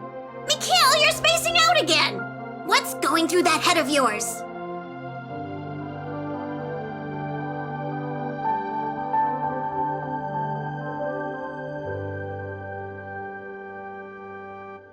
Conductor, looks like it's time to say our goodbyes again. Will you be returning to the Express?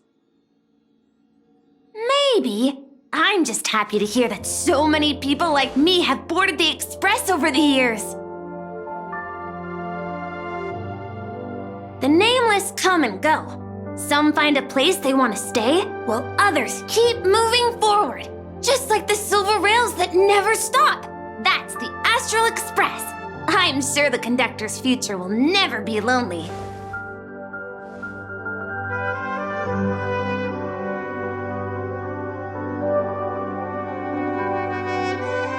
The Holy Grail War is coming to an end, and wandering souls must return to their rest. I need to go back to Penacony. Mikhail, remember, whether you leave or stay, the Astral Express will always be the home of the Nameless. Pom-Pom will always be here, waiting for your return. It's a deal then, conductor. The next time the Express stops at Penacony, please sound the horn for me, Rosalina, and Tiernan. If we can hear it, then we'll definitely come visit you. It's a promise.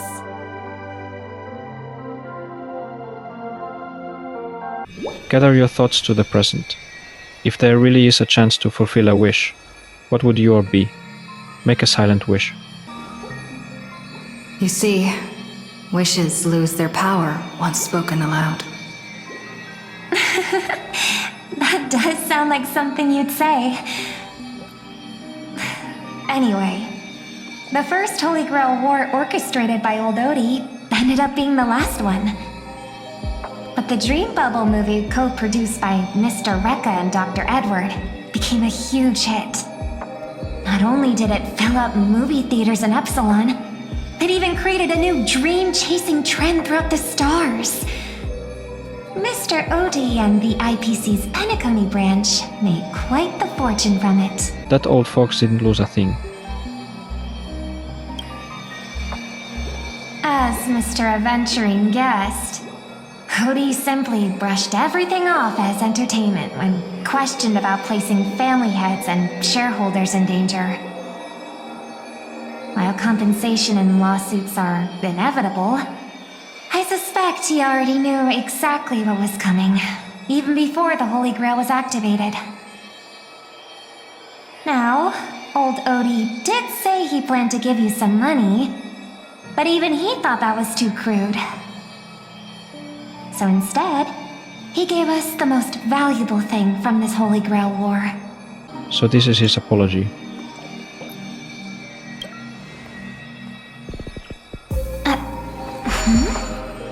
There's something inside the Holy Grail.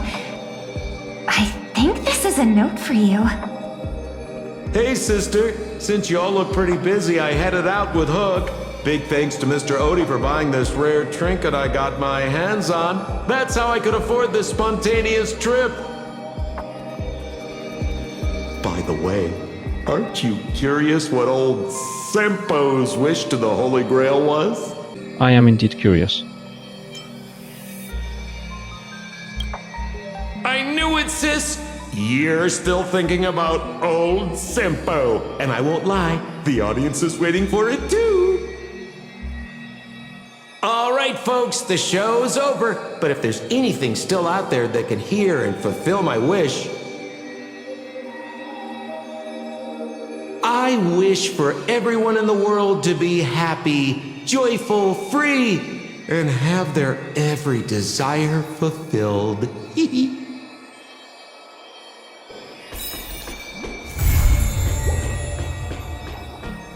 Thanks for watching. Remember to subscribe and like the video. And if you want to join as members, I have Final Fantasy related badges and emotes for members. Thanks for the support.